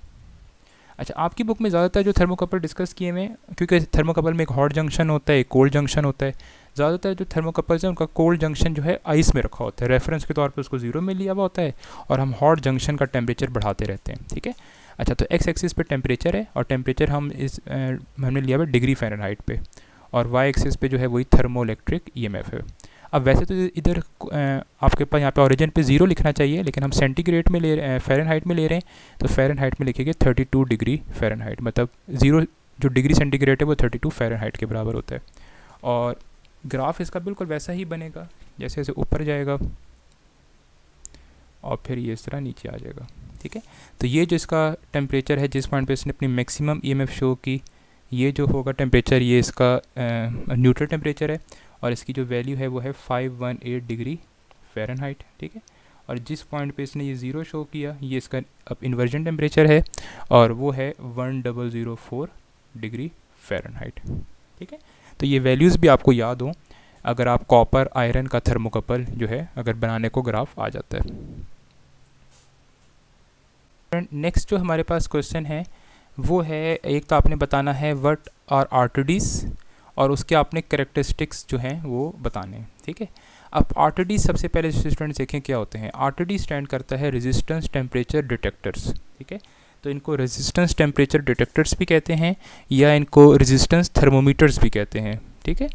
तो ये दोनों नाम आपने याद रखने। अब ये असल में होते क्या स्टूडेंट, ये असल में सेंसर्स होते हैं। ये टेम्परेचर सेंसर्स ही हैं ज़्यादातर आपकी बुक में, जिस तरह थर्मिस्टर हो गया और ये थर्मोकपल हो गया, आरटीडी हो गए, ठीक है।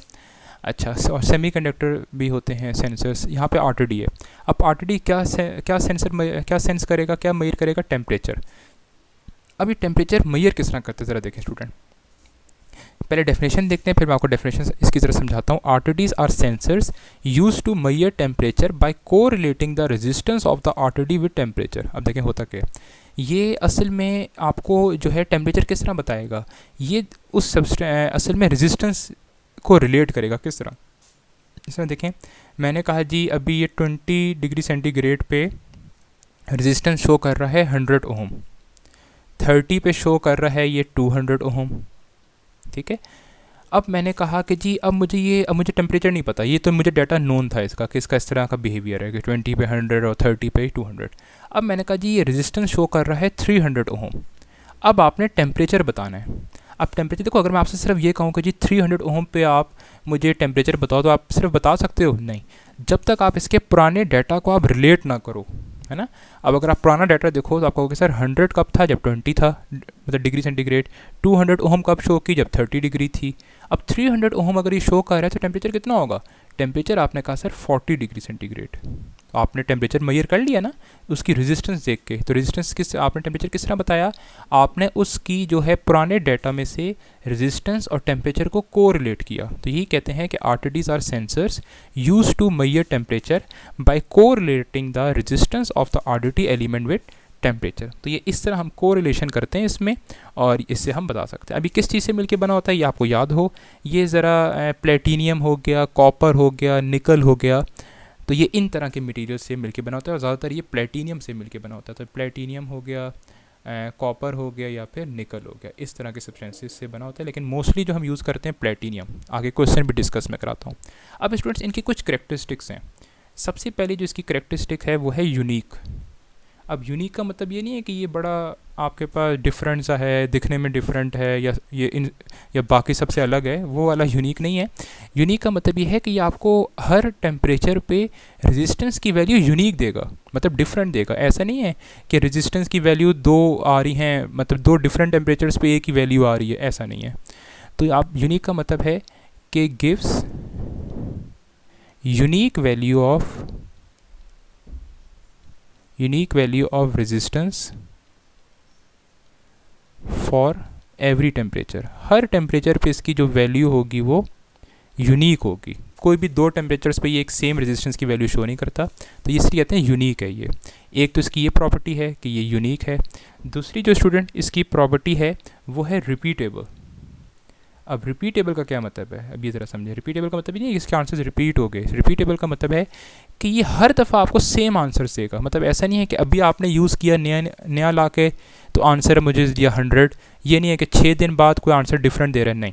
तो ये मुझे जब भी मैं इसको यूज़ करूँगा ना तो ये मुझे पहले जैसे ही आंसर देगा। मतलब ये डिवाइस इतनी जल्दी ख़राब नहीं होती। तो ये इसकी एक करेक्टरिस्टिक भी है। तो आप कहोगे रिपीटेबल का मतलब ये कह सकते हो कि gives same results every time. तो हर दफ़ा ये आपको सेम रिजल्ट्स देगा, रिपीट वाले, ठीक है। रिपीटेबल मतलब कभी भी आपको ये गलत रिजल्ट्स नहीं देगा कि एक दफ़ा ठीक दे रहा है तो अगली दफ़ा रिजल्ट गलत दे दिए, ऐसा नहीं है। ये एक प्रॉपर्टी है।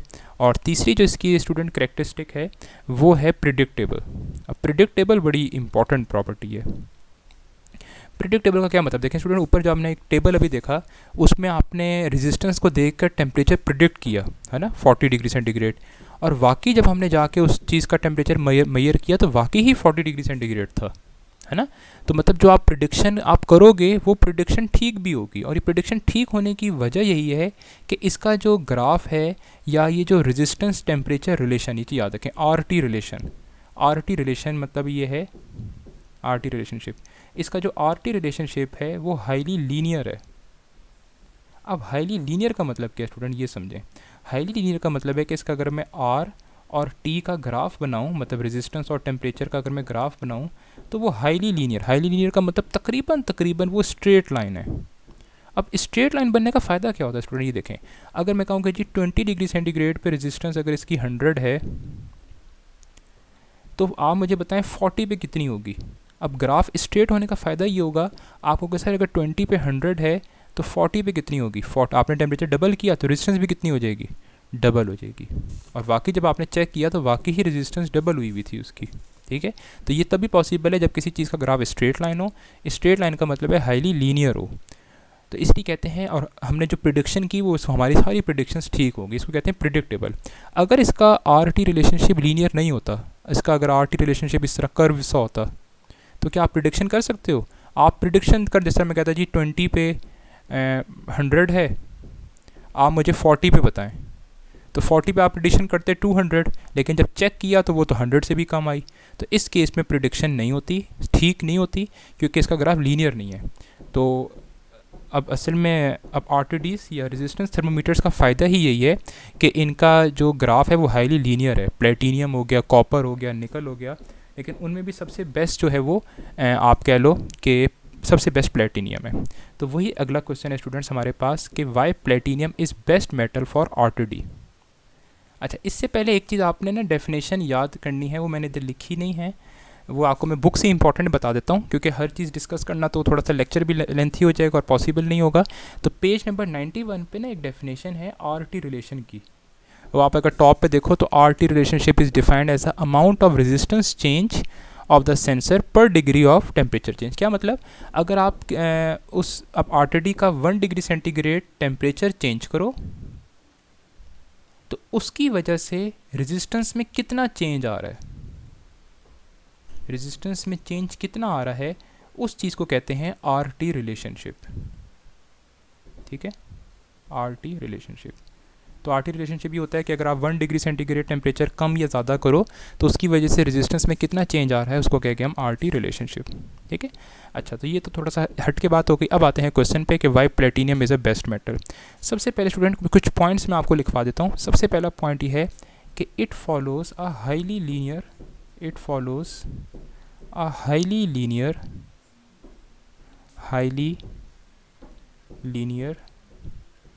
resistance temperature relationship। मतलब मैं शॉर्ट फॉर्म में आर टी रिलेशन, आपने फुल लिखना है आर टी रिलेशनशिप। क्या मतलब है स्टूडेंट, इसका जो आर और टी का जो रिलेशनशिप है, मतलब जो इनका ग्राफ बनता है बीच में, वो हाईली लीनियर है। हाईली लीनियर का मतलब यह है कि तकरीबन 100% तो नहीं, लेकिन 99% इनका ग्राफ जो स्ट्रेट है, ठीक है, रेजिस्टेंस और टेम्परेचर का, इसको कहते हैं हाईली लीनियर। अच्छा, ये चीज़। अच्छा, अगला जो स्टूडेंट पॉइंट है वो ये है कि इनका जो आर टी रिलेशनशिप है, आर टी रिलेशनशिप, ये जो अपना आर टी रिलेशनशिप फॉलो करते हैं, follows are T relationship in a highly repeatable manner. अब रिपीटेबल का मतलब वही है स्टूडेंट कि आप जब जब प्लेटिनियम वाले आरटीडी को यूज़ करोगे तो ये हर दफ़ा आपको सेम आंसर्स देगा। मतलब अगर आप इसको 6 दिन बाद यूज़ करो तो जो आंसर इसने पहले दिए थे अभी भी वही आंसर्स देगा। मतलब ये चीज़ ख़राब नहीं होती इतनी जल्दी, ठीक है। अच्छा, अगली चीज़ जो है स्टूडेंट वो ये है कि इनका जो टेम्परेचर रेंज है वो काफ़ी वाइड है, ठीक है। तो आप अगला पॉइंट यही कहोगे कि ये जो अब हाईली मतलब रिपीटेबल जो शो करते हैं ना अपना बिहेवियर, आप ये साथ लिख सकते हो कि over a wide range of temperature, wide range of temperature, ये काफ़ी वाइड रेंज ऑफ टेम्परेचर पे अपनी रिपीटेबली मतलब रिपीटेबिलिटी शो करते हैं, ठीक है।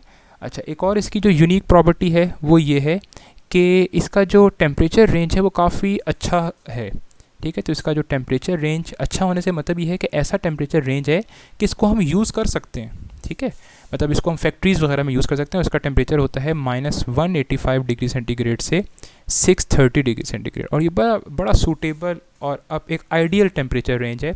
अगर आपने इसको फैक्ट्रीज़ में या इंडस्ट्रीज़ वगैरह में यूज़ करना है तो इंडस्ट्रीज़ वगैरह में टेम्परेचर इसी तरह होता है 600 के अराउंड, 500 के अराउंड, तो वहाँ पे आप यूज़ कर सकते हो। तो आप इसको किसी भी ऐसी इंडस्ट्री में यूज़ कर सकते हो जहाँ पे टेम्परेचर 600 से कम पे काम हो रहा है, क्योंकि आप वहाँ प्लेटिनियम से बना हुआ आप आरटीडी यूज़ कर लो, ठीक है।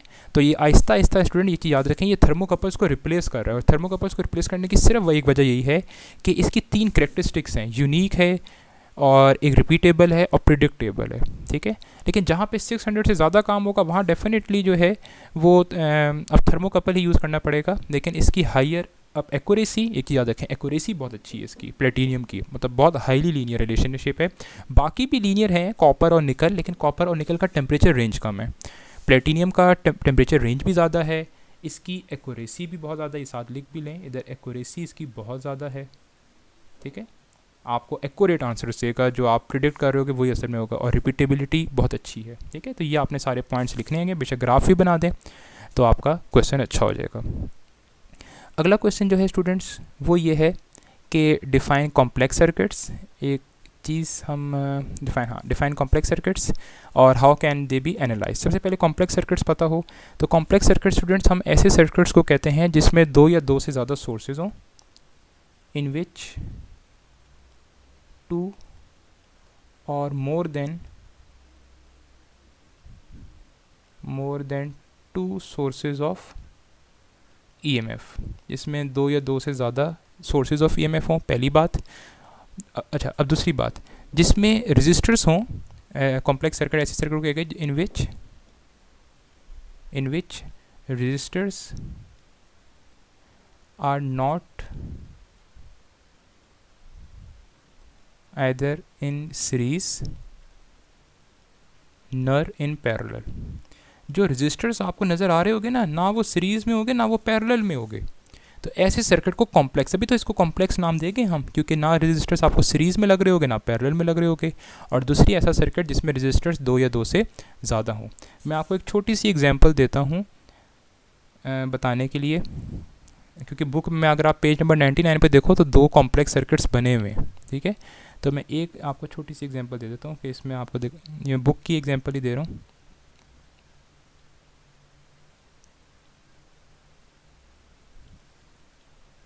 तो ये बुक में इस तरह का बना हुआ है, और अगर आप देखो इसमें रजिस्टर्स सबसे पहले 3 रजिस्टर्स हैं और ईएमएफ 2 हैं। तो एक तो पॉइंट वो क्लियर हो गया कि दो सोर्सेज या दो से ज़्यादा ईएमएफ हैं तो कॉम्प्लेक्स हो सकता है। अब देखो क्या रजिस्टर सीरीज़ या पैरेलल में है। अगर आप देखो सबसे पहले आपको लगेगा कि R1 और R2 पैरेलल में है। तो स्टूडेंट्स अगर आप ये डायग्राम अगर आप देखें तो इसमें 3 रजिस्टर्स हैं, R1 R2 R3। अब दिखने में आपको लगेगा कि सर R1 और R2 पैरेलल में है ना, लेकिन स्टूडेंट्स ये पैरेलल में नहीं है। पैरेलल में तब होता है जब ये दोनों वोल्टेज सेम यूज़ कर रहे होते हैं, और ये सेम नहीं कर पा रहे क्योंकि ये बीच में एक बैटरी लगी हुई है ईएमएफ। अगर ये रजिस्टर्स इस तरह होते, ज़रा देखें, अगर इनके बीच में ये सोर्स ना होता ना, ये R1 है ये R2 है और ये सर्किट कुछ इस तरह का होता अगर, फिर आप कहते हैं सर ये R1 R2 पैरेलल में है क्योंकि दोनों सेम वोल्टेज यूज़ कर रहे हैं। इस बैटरी की वजह से ना ये दोनों रजिस्टर्स सीरीज़ में हो पा रहे हैं ना ये पैरेलल में हैं।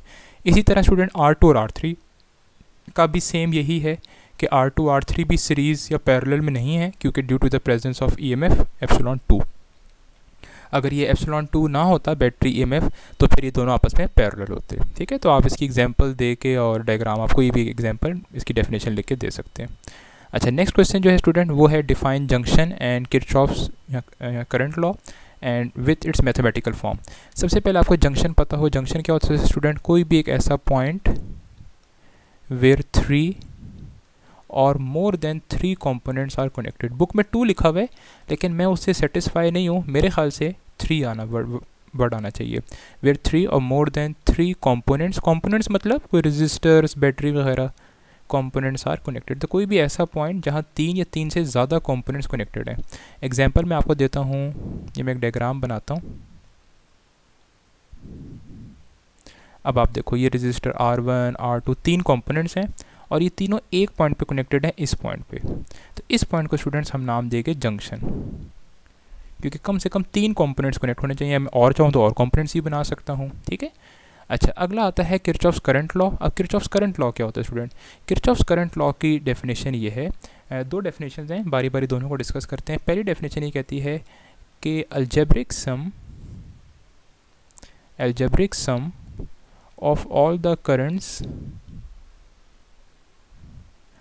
the currents meeting at a junction, और किरचॉफ्स करंट लॉ हमेशा जंक्शन पे लगता है, meeting at a junction is equal to 0। क्या मतलब? एक जंक्शन पे जितने भी करंट्स आप मिल रहे हैं उन सब करंट्स का अगर आप अलजेब्रिक सम करो तो वो ज़ीरो के इक्वल आना चाहिए। लेकिन इस रूल को लगाने से पहले एक जो है आपने कन्वेंशन याद रखनी है, वो ये है कि जो करंट एंटर हो रहे होंगे जंक्शन में उनको आपने पॉजिटिव लेना है, और जो करंट जंक्शन से लीव कर रहे होंगे उनको आपने नेगेटिव लेना है। ठीक है, अब ऊपर वाली एग्जांपल में ही डायग्राम में आपको मैं चीज़ शो करता हूँ। मैंने कहा जी ये करंट I1 है जो जंक्शन में एंटर हो रहा है, समझ लें ये करंट I2 है, ये भी जंक्शन में एंटर हो रहा है, और एक करंट I3 है जो जंक्शन से लीव कर रहा है। ठीक है, अब होगा क्या, अब इस पे आपने वही करना है, अलजेब्रिक सम करना है, आपने बाकी सबका सम करना है। तो मैं यहाँ पे नीचे लिख रहा हूँ, इसकी इक्वेशन लिख रहा हूँ। जो करंट एंटर हो रहा है उसको पॉजिटिव, तो I1 के साथ पॉजिटिव लिख दिया। I2 को अगर आप देखें तो वो भी एंटर हो रहा है तो उसको भी साथ पॉजिटिव लिख दिया, सम। फिर आपने I3 देखें, I3 इस जंक्शन से लीव कर रहा है, बाहर की तरफ जा रहा है, तो I3 के साथ नेगेटिव लिख दिया, इक्वल टू 0। तो ये आपके पास किरचॉफ करंट लॉ या जंक्शन रूल भी कहते हैं या किरचॉफ फर्स्ट लॉ, तो ये उसकी मैथमेटिकल फॉर्म बन गई। और इसकी डेफिनेशन के साथ आप मैथमेटिकल फॉर्म ये भी लिख सकते हो कि summation I is equal to 0। और ये इक्वेशन कहाँ होल्ड करती है, ये किसी भी एक जंक्शन पे होल्ड करती है कि आप अलजेब्रिक सम समेशन की फॉर्म में लिख दिया कि sum of all the currents meeting at a junction is equal to 0। ये एक डेफिनेशन है स्टूडेंट्स इसकी। जो इसकी दूसरी यहाँ पे डेफिनेशन है वो भी लिखते हैं, जो डेफिनेशन आपको इजी लगे या याद करने में आसानी हो। सेकंड डेफिनेशन ये है कि, और वो ये है कि अलजेब्रिक सम, अब अलजेब्रिक सम को मैं AS लिख रहा हूँ, algebraic sum of all the currents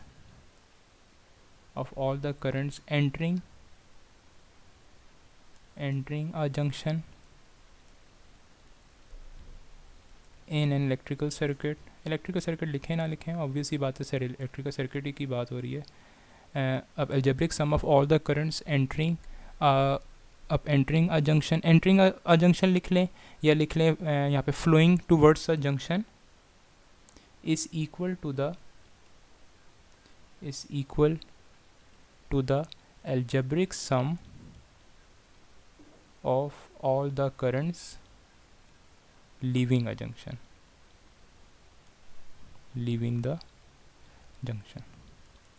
आप जहाँ मैंने एंटरिंग वर्ड लिखा उसको आप फ्लोइंग टूवर्ड्स अ जंक्शन भी लिख सकते हैं, और जहाँ मैंने लीविंग का वर्ड लिखा वहाँ पे आप फ्लोइंग अवे का भी वर्ड लिख सकते हैं। ठीक है, अब ये डेफिनेशन ये कहती है कि जहाँ पे भी आपके पास किसी भी एक जंक्शन पे जितना करंट एंटर हो रहा होगा उतना ही करंट लीव कर रहा होगा, तो इसकी मैथमेटिकल फॉर्म क्या बनेगी स्टूडेंट, वो ये है कि समेशन I एंटरिंग, मतलब वो current sum of all the currents entering a junction is equal to sum of all the currents leaving the junction. और एक ऑब्वियस ही बात है, किसी एक जंक्शन में जितना करंट एंटर होगा डेफिनेटली उतना करंट लीव कर जाएगा, क्योंकि करंट असल में चार्जेस होते हैं। कोई जंक्शन स्टूडेंट कभी भी चार्जेस को एक्यूमुलेट या डिस्ट्रॉय नहीं करता, मतलब स्टोर, ऐसा नहीं होता कि 100 चार्जेस एंटर हुए तो उस जंक्शन ने कोई चार्जेस को अपने पास रख लिया या 100 की जगह 150 चार्जेस निकाल दिए, ऐसा नहीं। पर जितने उस जंक्शन में चार्जेस एंटर हो गए उतने ही उस जंक्शन से चार्जेस लीव कर जाएंगे। और यही असल में कंजर्वेशन ऑफ चार्जेस भी यही कहता है कि चार्जेस ना कभी क्रिएट होते हैं ना चार्जेस कभी डिस्ट्रॉय होते हैं। तो ये असल में किरचॉफ्स करंट लॉ जो है ये आपके पास कंजर्वेशन ऑफ चार्जेस पे बेस्ड करता है। तो कंजर्वेशन ऑफ चार्जेस, ये MCQs भी है और एक्सरसाइज में क्वेश्चन भी है कि चीज़ को जस्टिफाई करें। ठीक है, और ऊपर वाली क्वेश्चन से आप देखना चाहो तो आप इस तरह लिख सकते हो कि I1 एंटर हो रहा है, I2 एंटर हो रहा है और I3 लीव कर रहा है, तो I1 plus I2 is equal to I3। तो ये स्टूडेंट था Kirchhoff's current law. Second question जो है वो है कि define Kirchhoff voltage law with its mathematical form. ठीक है, अच्छा अब मैथमेटिकल फॉर्म भी लिखनी है और सबसे पहले डेफिनेशन देख लेते हैं Kirchhoff voltage law. Kirchhoff voltage law जो है वो लूप्स पे लगता है। लूप्स कहते हैं किसी भी क्लोज्ड पाथ को, कोई भी क्लोज्ड सर्किट जहाँ करंट फ्लो कर रहा है। अब किरचॉफ वोल्टेज लॉ कहता क्या है, वो ये कहता है कि किसी भी एक सर्किट में आप तमाम बैटरी का वोल्टेज को ऐड करें, तमाम रजिस्टर्स के वोल्टेज को ऐड करें, वो हमेशा जो है वो ज़ीरो की इक्वल आना चाहिए। ठीक है, तो यही इसकी एक डेफिनेशन है कि इन एनी क्लोज सर्किट, तो क्लोज्ड इलेक्ट्रिकल सर्किट लिख लें या इसकी जगह लूप लिख लें कि in any loop the algebraic sum of all the EMF and the voltage drops in resistors equal to 0। एक छोटी सी इसमें आपको मैं एग्जांपल देता हूँ, बहुत आसान सी एग्जांपल दे रहा हूँ। एक बैटरी लगी है जिसका EMF E है और एक रजिस्टर है जिसकी रेजिस्टेंस आर है। समझने सर्किट में जो करंट फ्लो कर रहा है वो करंट है आई। ठीक है, अब आपने करना क्या है, आप वही कहता है कि एक जो है बैटरी का वोल्टेज, अब अगर आप यहाँ पे केवीएल लगाओ, ठीक है, अब केवीएल क्या होता है ये चीज़ याद रखें। अगर करंट बैटरी के किस तरह फ्लो कर रहा है, करंट जो है बैटरी के नेगेटिव से पॉजिटिव की तरफ जा रहा है। अगर करंट बैटरी के नेगेटिव से पॉजिटिव की तरफ जा रहा है तो उसका आपने जो ईएमएफ है वो पॉजिटिव लेना है। ठीक है, अच्छा हाँ, इससे पहले इसकी मैथमेटिकल फॉर्म क्या बनेगी देखें, वो ये बनेगी sum of all the EMF plus sum of all the voltage across resistors, मतलब और रजिस्टर के वोल्टेज निकालने का फॉर्मूला होता है आई आर, तो sum of all the I R is equal to 0। ठीक है, या इसको आप थ्योरी की फॉर्म में आप लिखना चाहो तो आप लिख सकते हो अब algebraic sum of EMF plus algebraic sum of voltage drop across resistor is equal to 0, यही डेफिनेशन कहती है। तो ये हमने किया, सबसे पहले सर्किट डायग्राम बनाई, इसमें करंट की डायरेक्शन हमने ली, तो एक ईएमएफ ई आ गया, और फिर आपने रजिस्टर है, तो रजिस्टर हमेशा वोल्टेज कंज्यूम करता है, तो इसके साथ minus I R is equal to 0। तो ये इक्वेशन बन गई सर्किट की, बहुत सिंपल सी सर्किट की। ठीक है, अच्छा तो एक तो ये डेफिनेशन है इसकी, और भी इसकी एक डेफिनेशन है, और अगली जो इसकी डेफिनेशन है वो ये कहती है कि the sum of EMF sum of EMF in a loop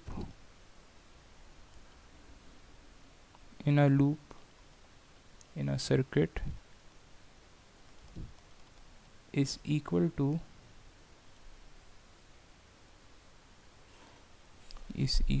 to the sum of voltage drops in a circuit।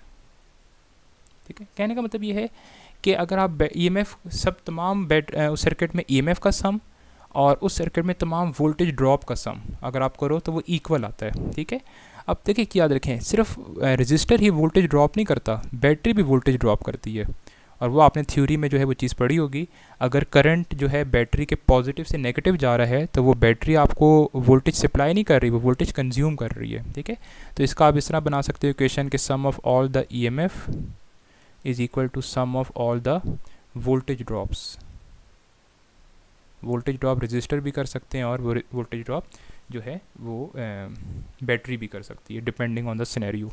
अब ये असल में कहने का मकसद ये होता है आसान अल्फाज में कि किसी एक सर्किट में जितनी एनर्जी प्रोड्यूस हो रही है उतनी ही एनर्जी कंज्यूम भी हो रही है, और जनरली हम ये कहते हैं कि इस सर्किट में एनर्जी प्रोवाइड कौन कर रहा है, उस सर्किट में एनर्जी प्रोवाइड कर रहा है बैटरी, और एनर्जी कंज्यूम जो हम कहते हैं वो कर रहा है रजिस्टर। ठीक है, मोस्टली ऐसा ही होता है।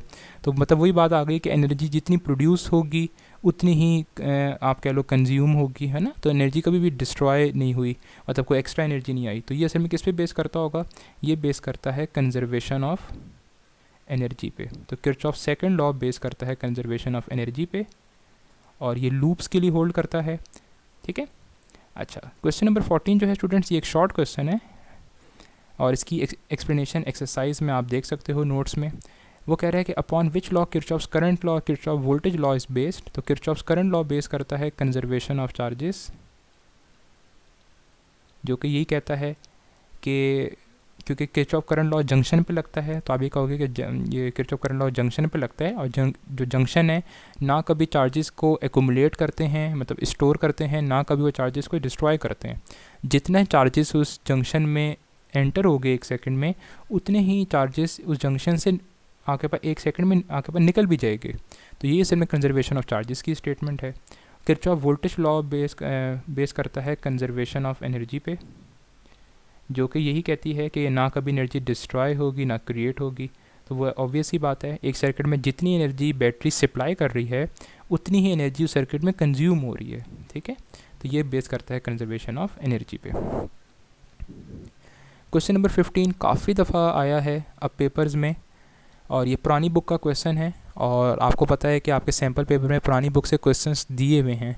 तो आपने पुरानी बुक के सारे क्वेश्चंस तो आप डिस्कस नहीं कर सकते, लेकिन जो पास्ट पेपर्स में आया हुआ है वो मैं आपको डिस्कस करा देता हूँ। वो कह रहा है कि why the terminal potential difference of a battery decreases when the current drawn from it it increased, मतलब अगर आप एक बैटरी का अगर आप करंट बढ़ाओ तो उस बैटरी के अक्रॉस जो आपको वोल्टेज मिल रहा होता है ना, जिसको आप टर्मिनल पोटेंशियल डिफरेंस कहते हो, वो डिक्रीज़ हो जाता है। ठीक है, इसको समझने के लिए आप पहले मैं इक्वेशन से समझाता हूँ आपको, फिर आपको मैं थोड़ा सा थ्योरेटिकल आइडिया देता हूँ। ये इक्वेशन आपको याद होगी, टर्मिनल वोल्टेज की इक्वेशन है ये। ठीक है, टर्मिनल वोल्टेज वो वोल्टेज जो आपको बैटरी प्रोवाइड कर रही है, एप्सिलॉन ईएमएफ वो है जो उस बैटरी का असल वोल्टेज है, आई जो सर्किट में करंट फ्लो कर रहा है, और स्मॉल आर जो है यहाँ पे इंटरनल रेजिस्टेंस है। अब होता क्या, अगर आप देखो स्टूडेंट्स, ये एप्सिलॉन जो है ना, ये बैटरी का ईएमएफ, ये तो एक कांस्टेंट है। ठीक है, अब आई जो है ये सर्किट में करंट है, स्मॉल आर इंटरनल रेजिस्टेंस ये भी कांस्टेंट है। तो सर्किट में चेंज क्या होता है, वो आई होता है, आई के चेंज होने की वजह से वी टी चेंज होता है। ठीक है, अब अगर आप देखो, अगर आप आई को बढ़ाओ किसी तरीके से, जो कि उसने क्वेश्चन में कहा है, अगर आप करंट को इंक्रीज़ करो, करंट को अगर आप इंक्रीज़ करोगे तो आप ये खुद सोचो, ये जो पूरा फैक्टर है आई आर, ये इंक्रीज़ होगा डिक्रीज़ होगा। आप आई को बढ़ा रहे हो ना, जब आप आई को बढ़ा रहे हो तो ये पूरा फैक्टर भी क्या होगा, ये पूरा फैक्टर भी इंक्रीज़ होगा। ठीक है, अब आप ये पूरा आई आर का आंसर बढ़ गया। ठीक है, अब आप जब ईएमएफ में से, एप्सिलॉन में से आई आर को माइनस करोगे, अब आप एक बड़ी वैल्यू माइनस कर रहे हो। आप खुद सोचो, पहले आप समझ लो 50 में से 5 माइनस कर रहे थे तो आंसर 45 आ रहा था। अब आप 50 में से समझ लो 25 माइनस कर रहे हो तो आंसर क्या आएगा, 25, है ना। आंसर कम आ गया। क्यों कम आया, क्योंकि अब आपने उसमें से बड़ी वैल्यू माइनस की। तो आई के बढ़ने से पूरा ये फैक्टर आई आर बढ़ता है। आई आर के बढ़ने से होगा क्या, जब आप एप्सिलॉन में से आई आर माइनस करोगे तो पूरा आंसर क्या आएगा, पूरा आंसर छोटा हो जाएगा। ठीक है, और ये आंसर है क्या, ये आंसर है वी टी। तो आप कहोगे सर टर्मिनल वोल्टेज डिक्रीज़ हो गया। क्यों डिक्रीज़ हो गया, आई बढ़ा, पूरा फैक्टर आई आर बढ़ा। आई आर के बढ़ने से जब आपने ईएमएफ में से बड़ी वैल्यू माइनस की तो आंसर आपका छोटा आ गया, और आंसर छोटा होने का मतलब है कि टर्मिनल वोल्टेज डिक्रीज़ हो गया। अब थोड़ा सा आपको मैं इसको थ्योरेटिकल टर्म्स में समझाता हूँ। देखो स्टूडेंट्स, ये आई आर है क्या चीज़, ये आई आर वो वोल्टेज ड्रॉप है, ये वो वोल्टेज ड्रॉप है जो कि इंटरनल रेजिस्टेंस यूज़ कर रहा है। ये वो वोल्टेज है जो कि इंटरनल रेजिस्टेंस यूज़ कर रहा है। ठीक है, अब एक छोटी सी एग्जांपल, आप 5 वोल्ट की बैटरी लाए, ठीक है, उसमें से समझ लें 0.5 वोल्ट इंटरनल अब रेजिस्टेंस यूज़ कर रहा है। ठीक है, तो आपको कितना वोल्टेज मिलेगा, आपको मिलेगा 4.5। ठीक है, अब मैंने कहा मैंने सर्किट में अब करंट बढ़ा दिया। सर्किट में करंट बढ़ने से हुआ क्या, जो इंटरनल रेजिस्टेंस पहले 0.5 वोल्ट यूज़ कर रहा था ना, अब वो 0.5 की जगह 1 वोल्ट यूज़ कर रहा है, और बैटरी तो लेकिन 5 वोल्ट ही की रही। ठीक है, तो इंटरनल रेजिस्टेंस अगर 1 वोल्ट यूज़ कर रहा है तो अब आपको कितना वोल्टेज मिलेगा, अब आपको मिलेगा 4 वोल्ट। और ये जो आपको वोल्टेज मिल रहा है वो टर्मिनल वोल्टेज, तो पहले टर्मिनल वोल्टेज आपको 4.5 मिल रहा था क्योंकि इंटरनल रेजिस्टेंस कम वोल्टेज यूज़ कर रहा था, लेकिन करंट के बढ़ने की वजह से इंटरनल रेजिस्टेंस के अक्रॉस वोल्टेज ड्रॉप इंक्रीज़ हो गया, जिसकी वजह से आपका टर्मिनल वोल्टेज डिक्रीज़ कर गया। ठीक है, तो थोड़ा सा अभी थ्योरी में भी लिखोगे कि इंटरनल रेजिस्टेंस तो कांस्टेंट रहती है, लेकिन करंट बढ़ने से इंटरनल रेजिस्टेंस के अक्रॉस वोल्टेज ड्रॉप बढ़ गया, जिसकी वजह से आपको टर्मिनल वोल्टेज कम मिल गया। क्वेश्चन नंबर 16 स्टूडेंट, ये एक न्यूमेरिकल टाइप क्वेश्चन है, और क्वेश्चन जो है वो ये है कि is the filament resistance increase और डिक्रीज। ठीक है, अच्छा स्टूडेंट्स, अगले क्वेश्चन में जो है आपको फिलामेंट रेजिस्टेंस का पूछा है। 2 बल्ब गिवन है, एक बल्ब जो है वो कह रहा है किस बल्ब की रेजिस्टेंस कम है और किसकी ज़्यादा है। एक बल्ब जो है उसका डाटा ये गिवन है कि वो 500 वाट का है और 220 वोल्ट पे ऑपरेट कर रहा है, और दूसरा जो बल्ब है वो 100 वाट का है और 220 वोल्ट पे ऑपरेट कर रहा है। तो इस पहले वाले बल्ब को हम बल्ब 1 नाम दे देते हैं और दूसरे बल्ब को हम बल्ब 2। दोनों के क्रॉस अगर आप वोल्टेज देखो तो सेम है, क्योंकि दोनों, हमें पता है पाकिस्तान में 220 वोल्ट आ रहा है, तो दोनों बल्ब को वोल्टेज सेम मिल रहा है। तो वोल्टेज सेम अगर मिल रहा है तो आपको मैंने कहा था पावर की इक्वेशन आप यूज़ कर सकते हो, P = V²/R। और मैंने कोई इक्वेशन क्यों नहीं यूज़ की, आप अपने डाटा के अकॉर्डिंग चूज़ करते हो। आपको करंट नहीं गिवन, ठीक है, तो पहली 2 इक्वेशन आप यूज़ नहीं कर सकते। तो ये हम बल्ब 1 के लिए यूज़ करते हैं ये वाली इक्वेशन, और बल्ब 2 के लिए भी ये इक्वेशन यूज़ करते हैं, और बारी बारी दोनों पे हम आंसर देखते हैं। तो सबसे पहले पहली वाली इक्वेशन के लिए आपने रेजिस्टेंस निकालनी है, तो रेजिस्टेंस के लिए रीअरेंज कर लें, तो V²/P सॉरी। और अब आप इसमें यहाँ पे डाटा पुट करो अगर आप, तो आपको पहले वाले बल्ब का जो वोल्टेज है, पहले वाले बल्ब का आपको वोल्टेज गिवन है 220। ठीक है, तो 220 का स्क्वायर, और उसकी पावर गिवन है आपको 500 वाट। ठीक है, तो इसको अगर आप सॉल्व करो तो आई थिंक आंसर आएगा 96.3 ओम। तो ये कौन से वाले बल्ब की है, ये पहले वाले बल्ब की, बल्ब 1। जो दूसरा बल्ब है उसके लिए आप सॉल्व करो, रेजिस्टेंस की क्वेश्चन आ गई, V²/P, उसका भी वोल्टेज 220 वोल्ट है और पावर उसकी गिवन है आपको 100 वाट। यहाँ से आप सॉल्व करो तो रेजिस्टेंस आ जाएगी आई थिंक 484 ओम, और ये बल्ब 2 है। तो अब आप खुद देख लो कि जो बल्ब 1 था, मतलब जो 500 वाट वाला था, उसकी रेजिस्टेंस कम है, और जो बल्ब 2 है जो कि 100 वाट वाला था, उसकी रेजिस्टेंस ज़्यादा है। तो ये आपने क्वेश्चन में बताना था कि किस बल्ब की रेजिस्टेंस कम है और किस बल्ब की रेजिस्टेंस ज़्यादा है। अगला क्वेश्चन ये भी फेडरल बोर्ड में आया हुआ है, सर्किट डायग्राम आई हुई है और दिखने में बड़ा मुश्किल सा क्वेश्चन लगता है, लेकिन है बहुत आसान। और वही कह रहा है कि find the reading of the ammeter in the circuit diagram. ये जो एम मीटर बना हुआ है इसकी आपने रीडिंग बतानी है, कितना करंट फ्लो कर रहा है। अब कुछ चीज़ें सिर्फ आपको कंफ्यूज करने के लिए, 2 वोल्ट मीटर, ये वोल्ट मीटर सिर्फ वोल्टेजेस बता रहे हैं, इनका इन सर्किट्स में कोई काम नहीं है, क्योंकि आपको पता है वोल्ट मीटर, अब आइडियल वोल्ट मीटर सर्किट से कोई करंट ड्रॉ नहीं करता।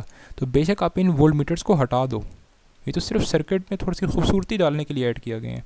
तो ये जो सिंपल सी सर्किट डायग्राम बनेगी वो ये बनेगी, रजिस्टर ये आ गया 1 ओम वाला, ये 3 ओम वाला आ गया, ये 2 ओम का आ गया, ये बैटरी आ गई आपकी, एक बैटरी आपकी ये आ गई, और बेशक ये जो एम मीटर था इसको भी आप हटा दो, कोई फ़र्क नहीं पड़ता इससे। ये तो सिर्फ एक आपके पास मेजरिंग डिवाइसेस हैं, या आपकी कैलकुलेशन पे तो कोई फ़र्क नहीं डालेंगी। तो ये 1 ओम, ये 3 ओम, ये 2 ओम और ये 6 ओम। अब 2 बैटरियां हैं, आपको मैं छोटी सी एक हिंट बताता हूँ। आप बड़ी बैटरी की वजह से करंट की डायरेक्शन हमेशा माना करें। तो बड़ी बैटरी ये 6 वोल्ट वाली है, तो इसका पॉजिटिव से करंट की डायरेक्शन माने, मतलब करंट इस तरह फ्लो करेगा, ठीक है। तो ये करंट की डायरेक्शन कौन सी बनी, ये करंट की डायरेक्शन बनी क्लॉकवाइज, ठीक है। मैं हर कंपोनेंट के अक्रॉस आपको बना के दिखा भी रहा हूँ कि करंट किस तरह ये फ्लो करेगा, और इस करंट को हमने नाम दे दिया आई, ठीक है। अब आप इस लूप को नाम दे दो ABCD, क्योंकि हमने यहाँ पे KVL लगाना है। तो अप्लाइंग KVL इन लूप, इस लूप को आप नाम दे दो ABCD A, ठीक है। अब आप A से चलना शुरू करो। अब A से B जाओगे या D जाओगे, आपने करंट की डायरेक्शन में जाना है। तो करंट ये कहता है कि आप A से B जाओ। तो रेजिस्टर आ रहा है, अब इस रेजिस्टर का वोल्टेज कितना होता है, रेजिस्टर का वोल्टेज हमेशा होता है IR। तो पहले आपने, और रेजिस्टर का वोल्टेज हमेशा कंज्यूम होता है, तो माइनस साइन लगाओगे। इस रेजिस्टर में से करंट कितना गुजर रहा है, वो है I, और इस रेजिस्टर की रेजिस्टेंस कितनी है, वो है 3, तो 3 लिख दिया। अब आप B पे पहुंच गए। अब आपने जाना है B से C। तो सबसे पहले रेजिस्टर आया, तो सबसे पहले माइनस साइन आ गया। इस रेजिस्टर में से करंट कितना गुजर रहा है, वो है I। इस रेजिस्टर की रेजिस्टेंस कितनी है, वो है 2। तो बस अब आपने हर रेजिस्टर पे IR, बस IR का फॉर्मूला लगाना है। अगली चीज़ आती है बैटरी। अब बैटरी में से आप देखो, बैटरी में से करंट किस तरह जा रहा है, बैटरी में से करंट किस तरह जा रहा है, जो करंट की डायरेक्शन हमने मानी हुई है वो ये मानी हुई है कि क्लॉकवाइज, मतलब बैटरी में से करंट इसके नेगेटिव से एंटर हो रहा है और पॉजिटिव से लीव कर रहा है, ऐसा ही है ना। तो जब भी करंट नेगेटिव से पॉजिटिव की तरफ जा रहा हो किसी बैटरी में से, तो उसका वोल्टेज आप पॉजिटिव लेते हो। तो हमने इसका जो वोल्टेज है वो 6 वोल्ट है, लिख दिया। बैटरी पे कभी भी IR फॉर्मूला नहीं लगता, बस बैटरी का वोल्टेज आपने लिख देना है, प्लस लगाना है या माइनस लगाना है वो आपने खुद देखना है। कि अगर बैटरी में, मैं इस हाथ में बना भी देता हूँ, अगर करंट इस तरह जा रहा है, मतलब इसके नेगेटिव से पॉजिटिव, तब आप इसका EMF जो है वो पॉजिटिव लोगे, और अगर नीचे से ऊपर की तरफ जा रहा होता, मतलब पॉजिटिव से नेगेटिव, फिर आप इसका EMF नेगेटिव लेते। अब आप C पे आ गए। C से D कुछ भी नहीं है तो कुछ भी नहीं लिखोगे। D से अब आपने A पे जाना है। सबसे पहले बैटरी आई। अब देखो बैटरी में करंट किस तरह जा रहा है, बैटरी के पॉजिटिव से नेगेटिव, तो मतलब आप इसका वोल्टेज नेगेटिव लोगे।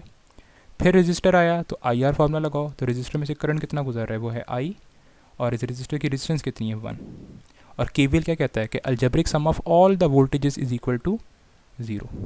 अब आप सॉल्व कर लो। तो ये बना -3I -2I +6 - 3 कितने हो गए, +3 -I इज इक्वल टू 0।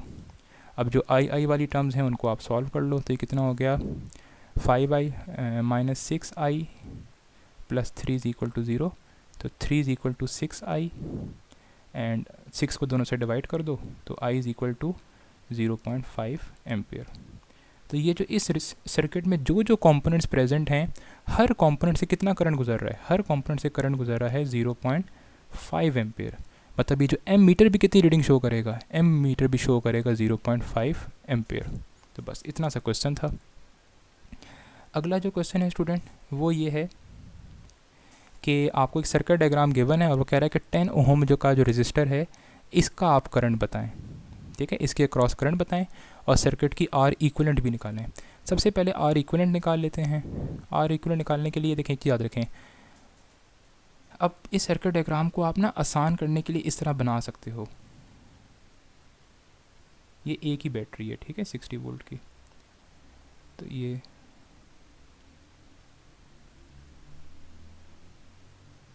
इस तरह बना सकते हैं, ठीक है। आप जो ये ब्रांचेस होती हैं, ये जो एक ब्रांच है, ये एक ब्रांच है, ये एक ब्रांच है, आप ब्रांचेस को स्वैप कर सकते हो, ऊपर नीचे बना सकते हो, कोई फ़र्क नहीं पड़ता, ठीक है। तो ये सर्किट इस तरह का बन गया। आर इक्विवेलेंट निकालनी है। सबसे पहले देखो ये दोनों रजिस्टर्स किस में, ये सीरीज़ में हैं, ये भी ऐड हो जाएंगे, ये दोनों किस में, ये भी सीरीज़ में ऐड अप हो जाएंगे। तो ये कितना सर्किट में जल्दी जल्दी से कर देता हूँ, 10 और 20 मिलके कितना हो गया 30 ओम। नीचे वाले कितने थे 20 और 40, तो ये कितने हो गए 60 ओम। और नीचे बैटरी तो 60 वोल्ट की ऐसी आ गई, ठीक है। अब ये 30 और 60 ओम किस में है, ये है पैरेलल में, तो पैरेलल के लिए आप वो फार्मूला लगा लो, 1/R equivalent is equal to 1/30 plus 1/60। LCM आप ले लो, 60 आ गया, 2 + 1 3/60, ठीक है। अब ये 3/60 आ गया, तो ये कितना आ गया 1/20, लेकिन ये 1/R इक्वलेंट आया है। तो अब आर इक्विवेलेंट क्या आएगा, आर इक्विवेलेंट आएगा 20 ओम। तो इस सर्किट की जो आर इक्विवेलेंट है वो 20 ओम है। अगला स्टूडेंट्स जो आपने चीज़ करनी थी वो आपने इस सर्किट में करंट निकालना है 10 ओम का रजिस्टर में से, ठीक है। तो वो करने के लिए जो है आपने वही जो बुक में आपको जो क्वेश्चन में सर्किट डायग्राम गिवन थी वो मैं बना लेता हूँ। वो थी 10 20, ये 10 ओम है, ये 20 ओम है, और ये 60 वोल्ट की बैटरी है, और नीचे मेरे ख्याल से 20-40 गिवन है,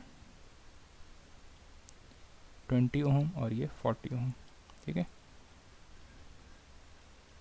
ठीक है। अब देखो कितने लूप्स बन रहे हैं, यहाँ 2 लूप्स बन रहे हैं। तो एक ऊपर वाले लूप में भी करंट की डायरेक्शन क्लॉकवाइज मान लें, उस करंट को I1 नाम दे दें। नीचे वाले लूप में भी करंट की डायरेक्शन क्लॉकवाइज मान लें और उस करंट को I2 नाम दे दें। अब जो मैं लूप में नाम नहीं दे रहा, मैं डायरेक्ट लिख रहा हूँ, तो लूप I1 जो वाली जो इक्वेशन है वो क्या बनेगी, कहीं से भी चलना शुरू करें, समझ लें A B C D E F।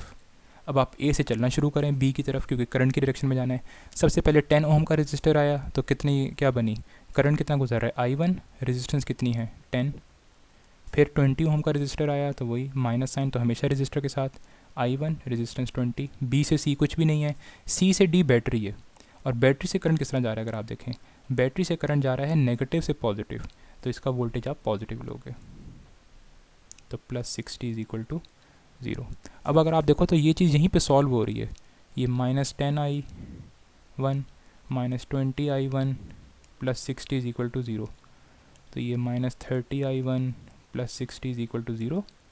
और इसको अगर आप सॉल्व करो तो I1 30I1 is equal to 60, तो I1 is equal to 2 ampere. तो मतलब I1 की वैल्यू 2 एम्पेयर आ गई। अब बाकी आपको सॉल्व करने की ज़रूरत ही नहीं है, क्यों, क्योंकि उसने आपसे 10 ओम का रजिस्टर में से करंट पूछा था, और 10 ओम में से कितना करंट गुजर रहा है I1, और I1 की वैल्यू आ गई 2 एम्पेयर। बस यहीं पे क्वेश्चन ख़त्म हो गया, ठीक है। अच्छा, अगला जो क्वेश्चन है स्टूडेंट वो है आपके पास कि draw the circuit diagram of Wheatstone. ये भी बोर्ड में आया है। सबसे पहले आपने व्हीटस्टोन डायग्राम बनानी है, ठीक है। तो ये इसको आप P कह दो, ये मैं बुक वाली नाम ले रहा हूँ, P Q R और ये X, ठीक है।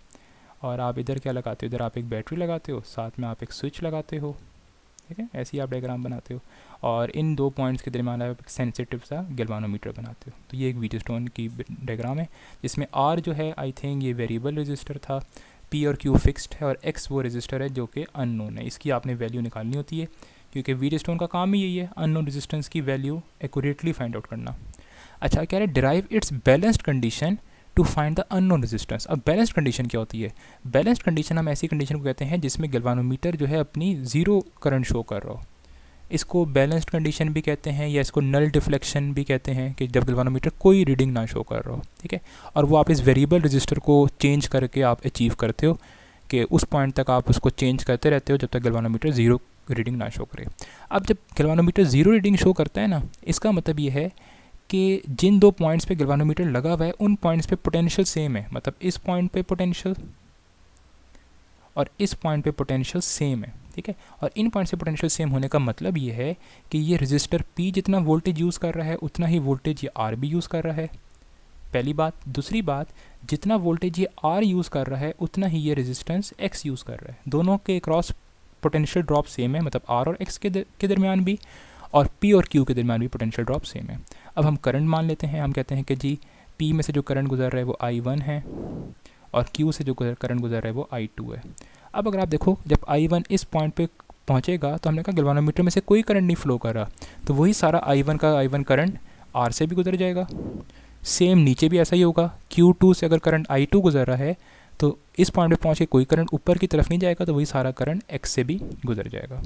बस अब आपने इसकी डेरिवेशन करनी है। अब मैं शॉर्ट अल्फाज में लिख रहा हूँ। अब हमने ये यूज़ करना है कि जो वोल्टेज P के क्रॉस है वही वोल्टेज R के क्रॉस है। तो आप लिखोगे कि potential drop across P is equal to, अब मैं PT स्टैंड कर रहा है पोटेंशियल ड्रॉप अक्रॉस Q, ठीक है। अब P भी रजिस्टर है, रजिस्टर के वोल्टेज का फॉर्मूला क्या होता है वो आपको पता है, वो होता है IR। तो P में से कितना करंट गुजर रहा है I1, और रेजिस्टेंस कितनी है, रेजिस्टेंस को नाम दिया हुआ है P। बेशक माइनस साइन लगाएं, दोनों साइड कैंसिल हो जाएगा, तो बेशक ना भी लगाएं। इस इक्वल टू जितना पोटेंशियल ड्रॉप Q के क्रॉस है। अब Q कितना वोल्टेज यूज़ कर रहा है, वही IR। तो Q में से लेकिन करंट क्या गुजर रहा है, वो है I2, और रेजिस्टेंस कितनी है Q। तो ये एक हमारे पास इक्वेशन, पहली इक्वेशन आ गई। अब आप ज़रा जो है यहाँ पे सेकंड वाला यूज़ करें, जो हमने कहा था R और X भी सेम वोल्टेज यूज़ कर रहा है, तो वही आप कहोगे कि potential drop across R is equal to potential drop across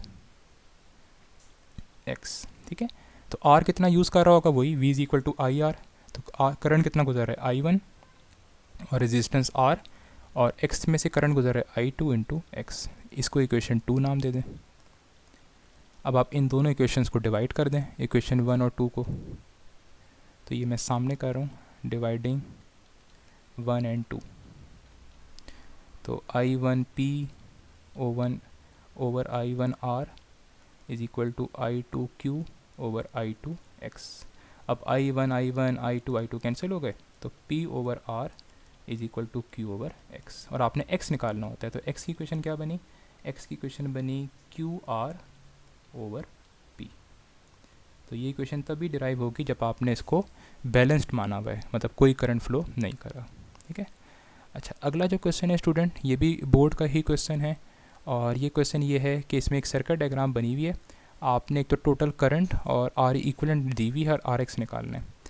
सबसे पहले आप इस सर्किट में करंट किस तरह निकालोगे, जो करंट बैटरी प्रोवाइड करती है। बैटरी का करंट निकालने का फॉर्मूला ये होता है कि जितना भी वोल्टेज गिवन है डिवाइडेड बाय R इक्विवेलेंट, मतलब टोटल रेजिस्टेंस। सबसे पहले आपको R इक्विवेलेंट निकालनी है।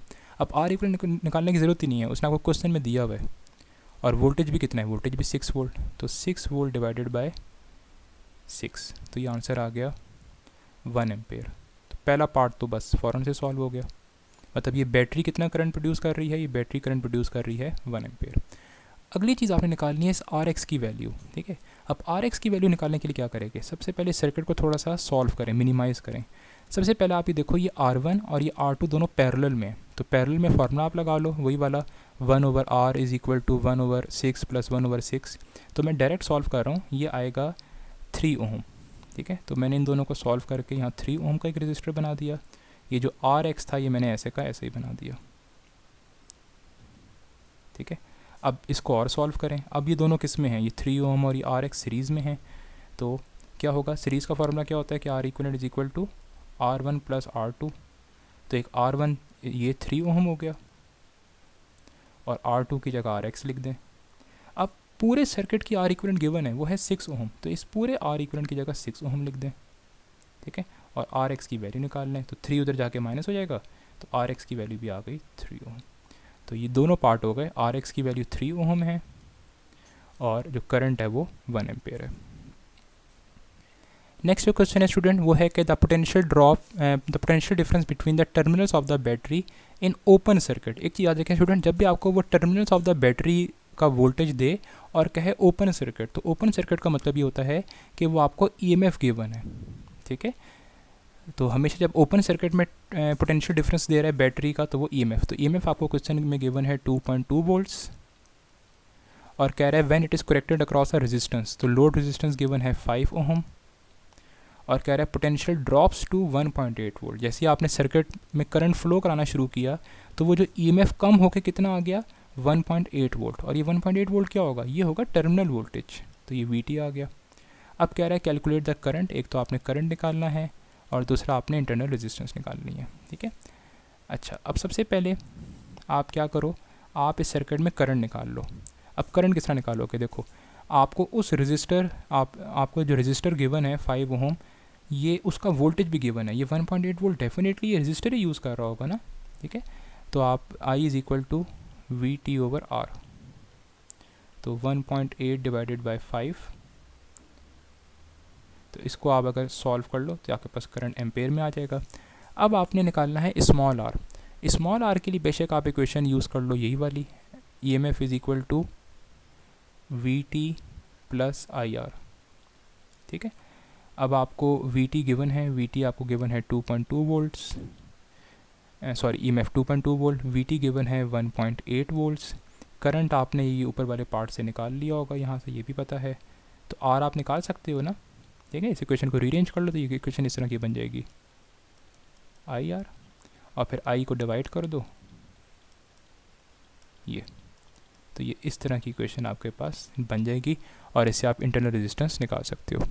लास्ट क्वेश्चन है जो कि आपके मॉडल पेपर में, जो फेडरल बोर्ड ने न्यू बुक का मॉडल पेपर दिया उसमें ये क्वेश्चन ऐड किया हुआ है, और वो है कि 2 wires when connected in series. अब 2 वायर्स हैं, पहले आपने उनको सीरीज़ में लगाया तो आर इक्विवेलेंट कितना आया 18 ओम, तो जब आपने दोनों वायर्स को सीरीज़ में लगाया आर इक्विवेलेंट तो आया 18 ओम, ये तब आया जब आपने उनको सीरीज़ में लगाया।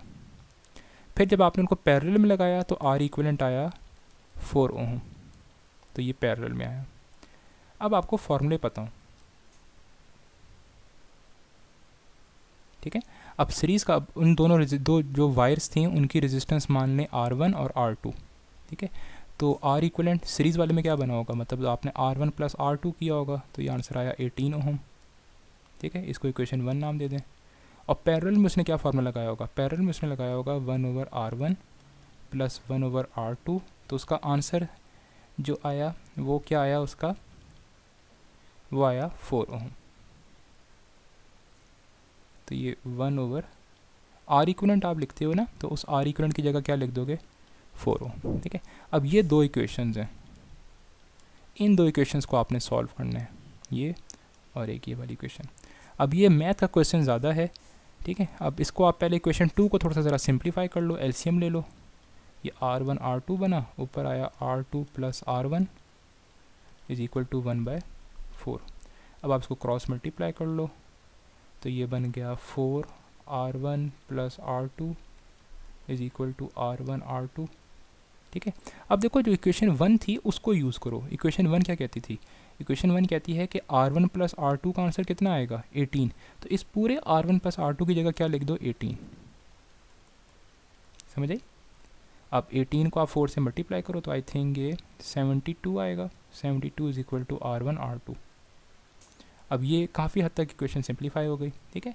अब आप दोबारा इक्वेशन 1 को यूज़ करो जो कहती थी R1 plus R2 is equal to 18। अब यहाँ से आप R1 की इक्वेशन निकाल लो, तो R1 की इक्वेशन क्या बनी 18 माइनस R2, और ये जो R1 की इक्वेशन आई है ये आप इधर सब्सिट्यूट कर दो, क्योंकि आपने एक ही वेरिएबल में इक्वेशन आप ले आओगे ना ताकि सॉल्व करने में आसानी हो। तो ये आ जाएगा 72 is equal to 18 minus R2 into R2, ठीक है।